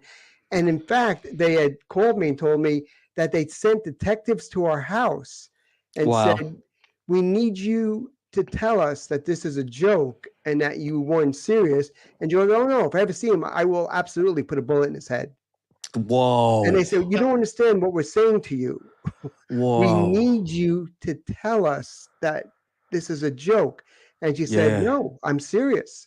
And that's what got her in trouble. What a stupid idiot. Her own stupidity is what They're got trying her to in tell so much her, trouble. they're trying to get her out of trouble by They're saying, trying just to say get her that you just were to wink joking and say, right "Oh, now. I'm just joking." Everybody goes home. Crazy. Yep. Plus, you know the miscreant sociopaths in the Stern world and Stern adjacent world. Would you trust anybody from that? There's some of the most mixed up. High pitch Eric did a bomb threat to Opie and Anthony. Right. You can bet if somebody said, "I'm going to shoot Beth in the head," or "I'm going to shoot Howard in the head," that how fast there would be a squad knocking on that person's door. You wouldn't hear about it, you wouldn't read about it, but I can guarantee you it has happened and would happen. It's funny you say that because we have a string of, and that this calls for another show down the road of Beth. We call it Bethstrionic personality disorder, where she would constantly come in with fake stories of her. She's so hot that you can't. She gets attacked on the street every 5 minutes. There are people diving out of convertibles, taking her picture. There are people dumping beer on her. And every once a week, you remember this, Howard would come in with a story about how Beth was attacked on the street. There's 5 black kids who got out of school and their dog, and they're blowing whistles in Beth's face. And this is what, so you can't even believe anything Beth says. There's anything to paint them as victims or martyrs in that way. They're always victims, always martyrs. They never do anything wrong. It's not their fault. I'll leave this up, Bon. Do you want to end this with Richard Christie and the Win Stuttering Job contest? Yeah, man. Certainly. And we'll and then we'll pick it up with Chauncey. Would you come back a second time? Let's promote the book again, Chauncey. Just hold it up again. Sure. I got a picture of it on him. This actually sounds like a better book than I like this. The Legends of Comedy. 51 interviews you said in there? Yep. From anyone from George Burns to Bob Lee to Shuli Eagle. Dice Clay, yeah. Carlin, Roseanne Barr. And it's Chauncey, and it's a Q&A you did with all of them, right? It's your own personal Q&As, yeah. We love the way you would bring Howard up to everybody, even if they had nothing to do with the show. It was so great just to hear. I don't know, someone like set them off. It was just so much fun to set people off, and they go on tangents. And so everybody picked this up. Howard has agreed to write the foreword and do the audio for the book. That's so funny. You actually did that. AJ Benza wrote the foreword. Oh, he wrote the. Okay, wow. Good. Can you have the foreword next time so we can see? Can we read the foreword? Yeah. I'll send it over to you guys. But AJ Benza was nice enough to write the foreword. I love AJ. We have him on all. I love AJ. Yeah, he's awesome. Oh God! Before I forget. We have a lot of Depp heads. We do like a Johnny Depp. We call it the Deppening. So we do a Howard show and we do a Depp show. We have some Johnny Depp people in here, and they want to know any dirt you have on him or any story. Did you actually interview him for Sleepy Hollow in '99? I interviewed Johnny Depp. What was your take on him? What was your experience with him? I got to tell you, if you asked me of all the interviews I've ever done, who is the nicest guy? I would probably say Johnny Depp. He was such a cool, not an ounce of pretension in his body, just a regular guy, loving, caring. Like when he would talk to you, he like really wanted to hear your answer, Yeah. Like when we sat down for an interview, he said, well, before we start, he goes, tell me about you. What's your gig? What are you doing? Like he really cared. Great fucking guy, Johnny Depp. Really was. One of the things that made him fantastic thespian is he's a great listener. So he is kind of hyper tuned in to kind of and he doesn't, steamroll, and he doesn't have that. Yeah, he's probably too good for the industry in the sense that he kind of belongs somewhere else. He's not meant for that grandstanding. And I'm sure he doesn't buy into the bullshit. He's not a Howard kind of guy. Like he could give a flying fuck if he ever makes another movie again. You know what I mean? Like Did you hear him on the Stern Show, Chauncey, in October of 2001? What's that? He called in to promote From Hell, which is kind of like, you might even call it Sleepy Hollow 2. And he called into the Stern Show for a half hour. And they said he called back after he was done and thanked everyone and shit. It's it's probably the best that's how he is. Yeah, that's how he is. Just couldn't be nicer. Like you just couldn't believe that someone could be like that in a world full of shitholes, you know? Did you have him on the phone, or was he in person? Because he was in New York in person. Okay, yeah, he was promoting Sleepy Hollow in New York. So like that's crazy. I gotta read that. Do you have that Steppin' Out still? Yeah. I gotta read it. I gotta read it because I remember seeing it. I never got a hold of it. I didn't I didn't go to Wawa in Jersey to get it. He was great. You know who else was great? John Voight was another one. Oh wow. So nice. Wow. Yeah, so I wouldn't have nice. thought. Yeah, that's tremendous. Thank you for that, Chauncey. Yeah. So let's do. This is Richard Christie, who won Stuttering John's job in the most erroneous of ways. And I'm sure Chauncey, and if you listen to the contest from beginning to end, no one in the world would think he deserved to win this. And Chauncey has a story. You know, before I say it, Chauncey, why don't you tell us what you knew before the contest about Richard? I knew that Richard was already hired, that there was no contest. It wasn't a contest. It was just it was a bit. The whole thing was a bit for the radio. Richard Christie already had moved to New York. He was already living here and had been hired and was all set to go. Like that, there was no contest. Richard could have came on and picked his nose.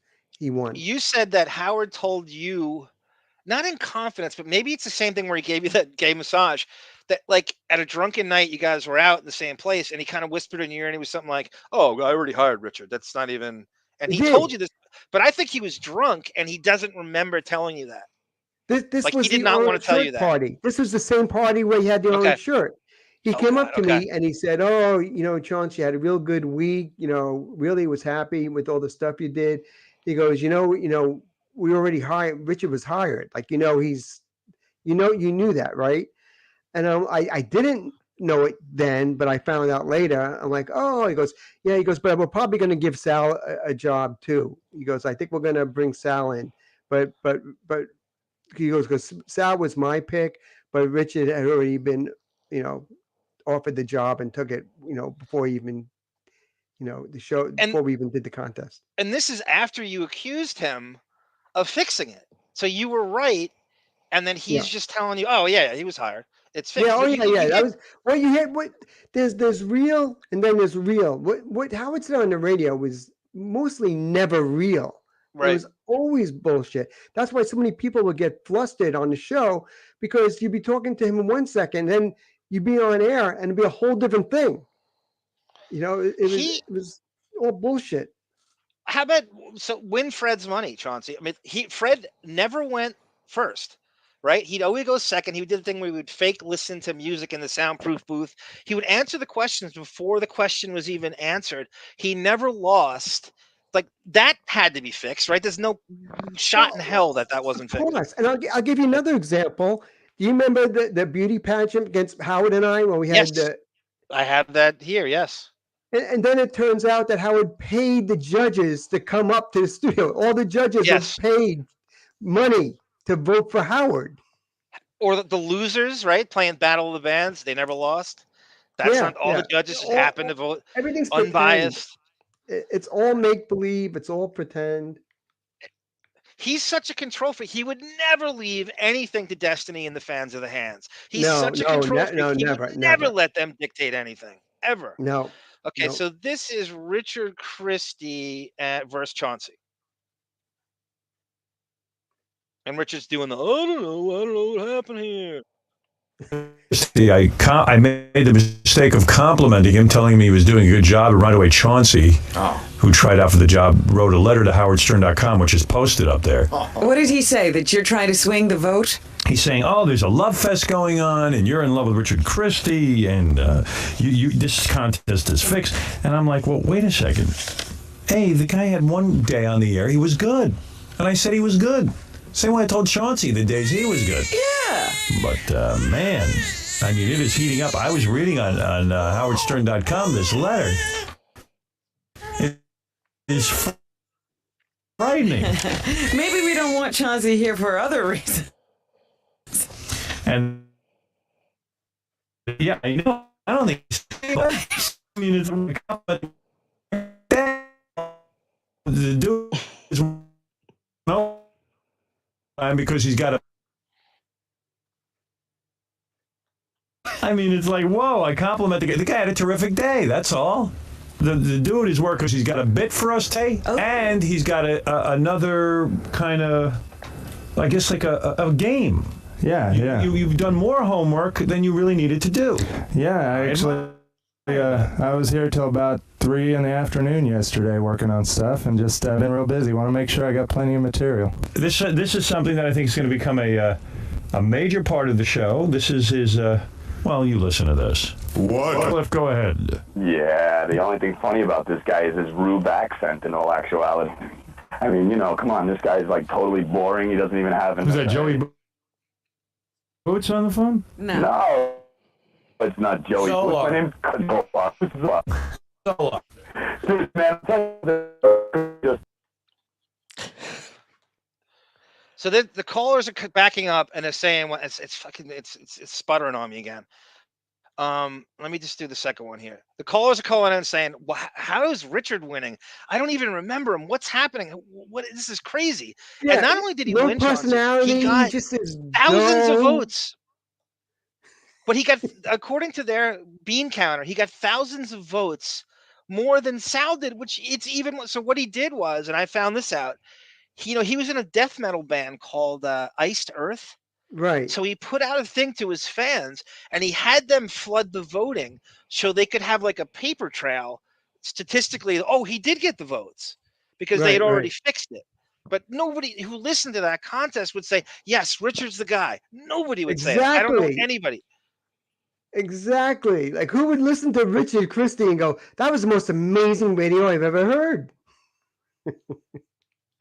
And it was so clear to me. Especially as a personality. Nobody.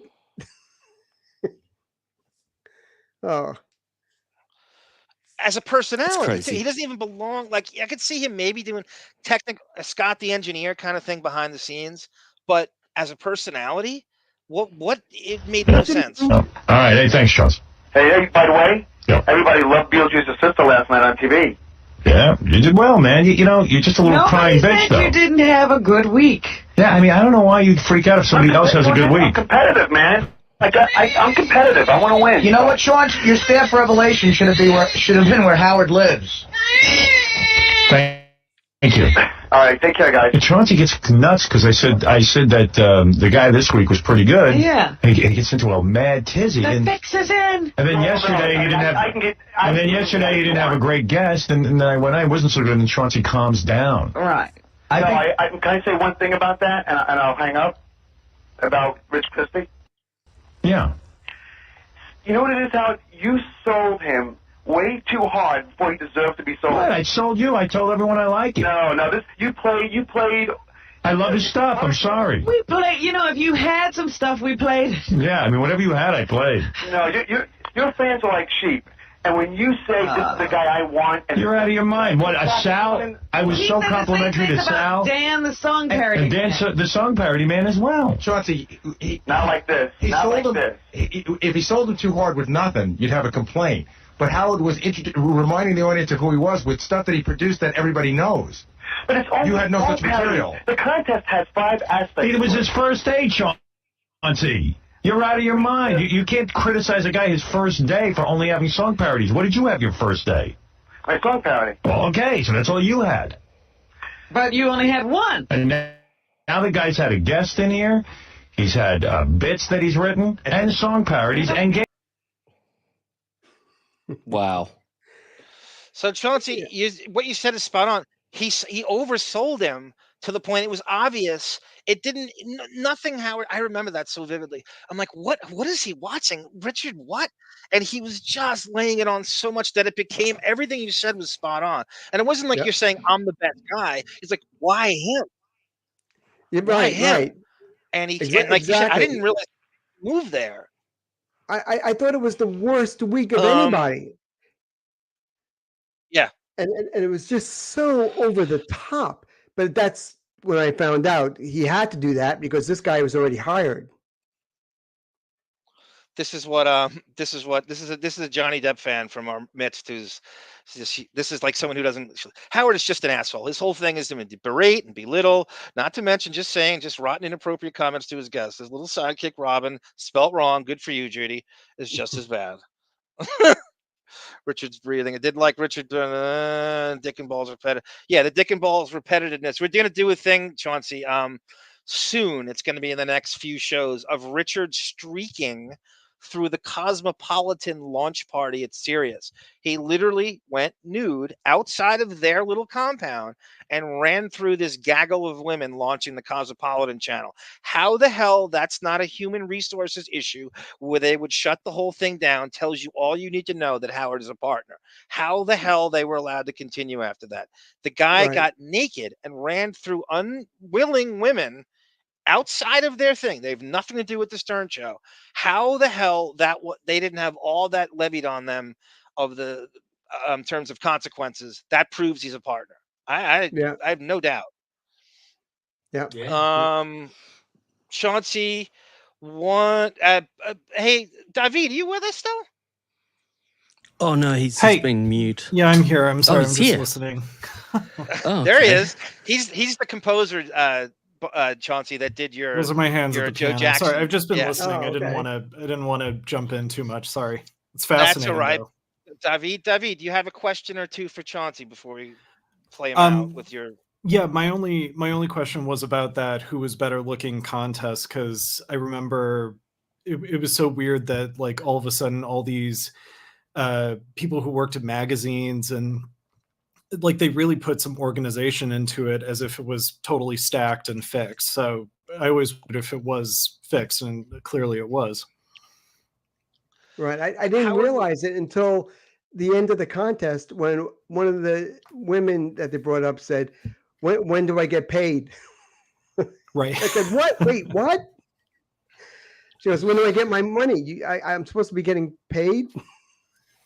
Right. Oh. And then my only other question. So busted.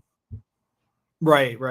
My only other question was, did you and Ronnie really have that kind of adversarial of a relationship? Like I remember the one clip where he was like taunting you in the studio, like he wanted to come over and fight you.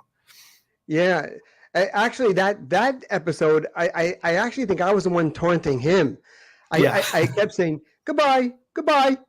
I told him, I said, Ronnie, you have a little, you're a 45-year-old man, and your job is to sit at a little third grader's desk in a hallway and monitor people. That's for your kids. That's what their dad does. He sits at a little tiny school kid's desk in a hallway and monitors people to see if they have a pass to walk through the hall.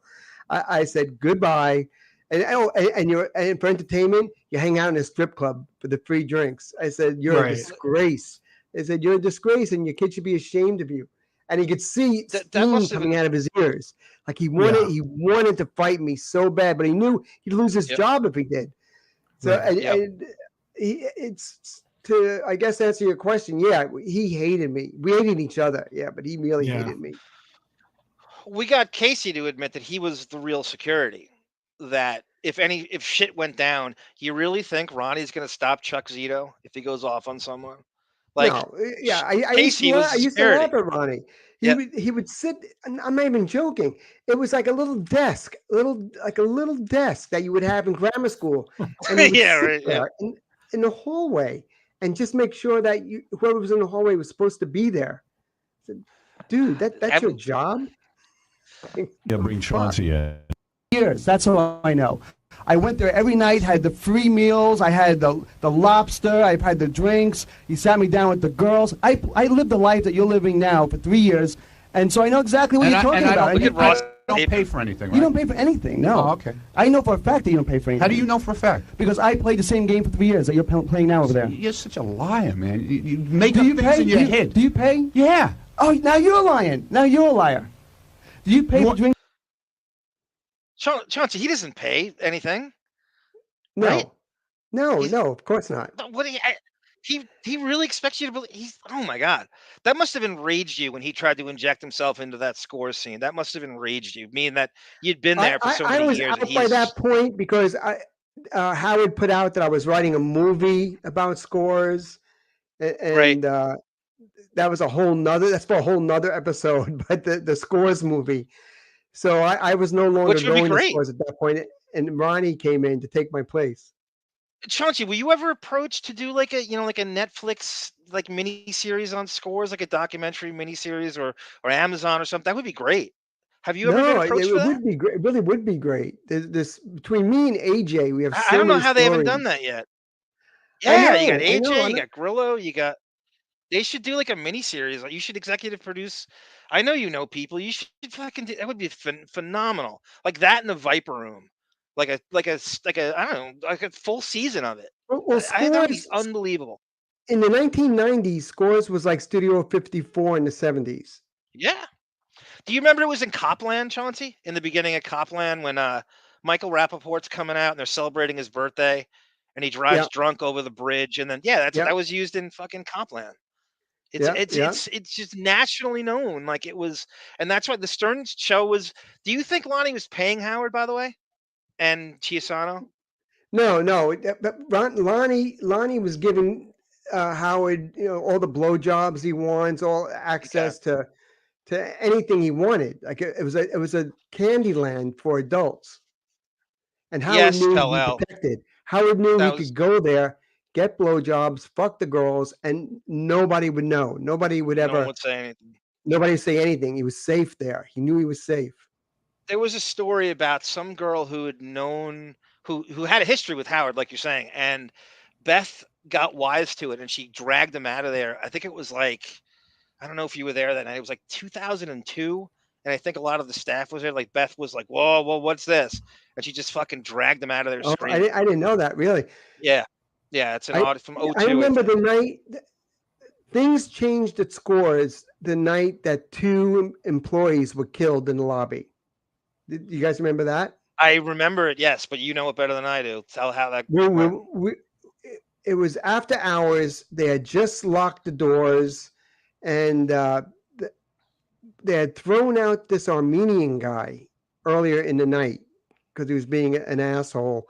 And then when the doors were locked, the guy came back and was banging on the door, like banging on it. So like 5 a.m.? Yeah, a waiter came up to the door to confront the guys. And then one of the bouncers came up behind them, and these guys pulled out machine guns and just sprayed the lobby and killed the 2 guys. Was that how much of a story was that? Did they try to bury it or? Yeah, well, Lonnie, this is why Lonnie was gold over there, because you would think that'd be the end of Scores, but the next day in the paper, they talked about the killing. It was like a big story, but in the article, they also mentioned how good the lobster was at Scores. What is with them? If you want to get lobster, get it on First Avenue and 60th. Two employees were murdered. Shot dead in the lobby of Scores, known for its lobster and steak. There's no meat in this thing. Yeah. Like 2 people were killed, but did we tell you about how good the food is? Lobster tails. Arm, can you ask Ben 4810 once? Arm, can you ask Chauncey about? Yeah, we talked about that before, Ben. I don't know if you came in late. Chauncey verifies Howard, in fact, did buy a knocked-up stripper a Mercedes Benz. And that is a true story. The story came out. Richard Johnson, the New York Post. Never a retraction. Never a lawsuit. Nothing. Never got sued because Howard would sue him if it weren't true. Oh my God! You know that. Of course. Yeah. Yeah, Pella. Chuck Zito punched out Van Damme. That definitely happened, and that's. Go ahead. I'm sorry, that happened because Chuck Zito went to the bathroom at Scores, and while he was taking a leak, one of the guys in the bathroom, one of the workers, they always had like a bathroom attendant in there. He said to Chuck, when Jean-Claude Van Damme came in here before, he was talking trash about you. He was saying shit about you. And Chuck, oh, really? Really? So Chuck was sitting at a table with Van Damme and with Mickey Rourke. And Chuck said to Van Damme, he goes, did you just say shit about me in the bathroom? And he said, yeah, I was talking about you. And then Chuck leans over. He goes, tell me again what you said. let me hear what you said. He is And intimidating. Van Damme took off his glasses, leaned forward, and he said something. I'm paraphrasing now, but it was something like you have something about being a chicken shit or something along those lines. And then Chuck just got up and just knocked him out cold, like just cold cocked him. And you were there for the whole. You were there that night. You saw. Yeah. Yeah, that's. And then AJ Benza. Were you there for the Benza? AJ Benza got knocked out by Chuck Zito. That was the famous Trump argument when he goes. Well, that was because at the time New York Magazine did like a 7-page feature on AJ Benza, like a huge feature, and in the feature, AJ's quoted as saying that Chuck Zito was one of his informants in New York City gossip. Oh, that's right. I remember that. And Chuck, is the president of the Hells Angels. So he's fuming, and he says to AJ, I want you to read this article to me. And he goes, what, the part where I mentioned you? He goes, no, read the whole article from the beginning. Right. I remember this. And he made him read the whole thing. And then when he gets to the part about him, he goes, AJ, I guess, alluded to the fact that it was misquoted by the writer. And then Chuck said, well, he goes, now I'm really going to knock you out because now you're blaming it on somebody else. And then the manager said, hey, if you want to use my office to do it, you can. That's right. He said, no, I think he said, we're going to use the president's room. We're going there. And he said, don't block it. Just take it. And he goes, if you block it, then I got to come back with another, punch. So AJ had to stand there and get knocked out. So Zito is the bodyguard for Charlie Sheen. Let me see if I got this right. Sean Penn. Was it Mickey? Does Mickey Rourke need a bodyguard? With the way he was, because these guys were all Hollywood A-list people, and they all needed bodyguards. Yeah, they don't want to do their own fighting. Mickey Rourke was friends with AJ too. They always tells the Tupac. Mickey Rourke. Mickey Rourke and AJ. Well, AJ was the top of the heap when it came to New York gossip. Like he actually became above the gossip, or he became the one you'd gossip about because he became A-list himself. Did you know anything about his book was going to be turned into a movie and Depp was going to play AJ and Harvey Weinstein was going to produce it? It was Weinstein, I guess, got his book published and Weinstein had agreed to do, which is a good thing, right? Chauncey, like a good fucking gossip columns movie of that guy navigating through New York in the 90s. That's a good movie. Yeah. If you do it right. AJ was really close to Harvey, and I'm sure when Harvey went down, it didn't do AJ any favors, He defends him all the time to this day. It takes two to tango. I'm sure that casting couch, Jennifer Lawrence said, no problem. Take it. There it is. Look at that nobody's innocent. There's no one innocent in Hollywood. Not at all. They knew exactly what they were doing. Of course. That's the game. The casting couch has been around since the Stone Age. That is an incredible cover. You got Howard Depp on the cover and Fish, who I like. Trey Anastasio. That is an amazing get. That is better than the Stern Show for 2 months. That level of guest. Well, when I knew Stepping Out was something special. The TV show Entertainment Tonight. Yeah. So I used to watch that because they would give me good ideas about who to interview or what was coming up. So I'm watching it one night, and they say coming up next. They used to do a cover of the week, the magazine cover of the week. They said, we have a tie this week. Stay tuned after the commercial break. We're going to give you the 2 best magazine covers of the week. And so I'm watching, see what cover it's going to be. And there's Stepping Out and Vogue. Stepping Out magazine and Vogue. We usually thought of it in the same breath. Yeah, I think of Vogue. I don't even remember who was on the cover. I was just like in shock. Like, holy shit. This is a penny saver in New Jersey. When you turned to Metropolis Nights, I really thought DC Comics was so petty they were going to sue you over that. That guy? They whack you for everything. I love that title, Metropolis Nights. Yeah. Everybody was picking sides then, at the time, because Stern hated me. So if you were a Stern fan, you hated me. I had to put up with so much shit. You know, I've learned to overcome so much because I've had to overcome so much. So, but that's why when I came to Ireland, it was such a relief to get away from it all. You know, it's all behind me now, and I couldn't be happier. I kind of feel like you did a mic drop to the Stern Show the way you rolled that grenade, not just the Cavuto SEC insider trading stuff, but the story with Gary's dad's funeral. It really is kind of like a mic drop. I hate as the kids say, and then you kind of right. I mean, there's just no better haymakers than those two. No, I did drop the mic, and I walked away with my head held high. Like I was glad. I was glad to be killed off than to be there now rotting and whatever that shit is now. Like I left in the end of the glory era, right before Sirius. I'm so proud of that I was there all through the 90s and the early 2000s. Most people are embarrassed. What? Most people are embarrassed they listened any time after that, especially after Artie. So you couldn't have, thrown that smoke pellet on the ground and hit the bat grapple. Got out of there. I got out. I felt like I jumped off the Titanic. No, you did. You got out at the perfect time. I wish I stopped when you did.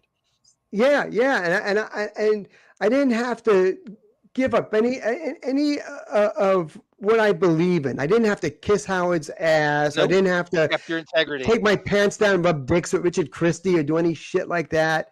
Like I was able to get out and get out proud of the shit I did and the fun I had before it really went. And most importantly, you have a beautiful daughter who loves you dearly, unlike this one. You are the dream I never knew I had. Oh my God. Emily. This is the greatest show. This is Chauncey, one more time with the book, Bon. Can you just, before we play him out here with David's brilliant fucking Joe Jackson cover? The Legends of Comedy by Chaunce Hayden with a foreword by Howard Stern. I mean, AJ Benza, and Howard's going to do the audio. Buy it. Are you going to do an audio of it, Chauncey? Will you get the books to take? I don't know about an audio, but I know it will be on Amazon by September 1st. So everybody, if you look at Amazon on the, September 1st, it should be available to purchase. Thank you, everyone in the chat. I apologize if I had some spotty Wi-Fi. I steal it from Michael J. Fox and George Stephanopoulos, so sometimes it doesn't cooperate. But we got through it. I don't want to hear shit about fucking so single. We got through it. We got the point across. It doesn't always cooperate. The internet's still not perfected. I'm not blaming Chauncey in Ireland. Chauncey, please come back on our next one because we're gonna go into Cavuto and the actual interview with him, and I want you to watch the press conference Howard did doing damage control with us, and maybe you can identify if that's his lawyers in it. Okay. I love you guys, man. You know your shit. You really do. You're good. Well, I mean, I think you're such you got to be the most underrated, untapped imp, troublemaker, ball buster, defiant adversary of that show in the history. I am like the villain. If it was a comic book, I would be the crazed villain, planning his next world attack. Yep. So with this, we're going to play you out with David's brilliant Joe Jackson cover. Okay.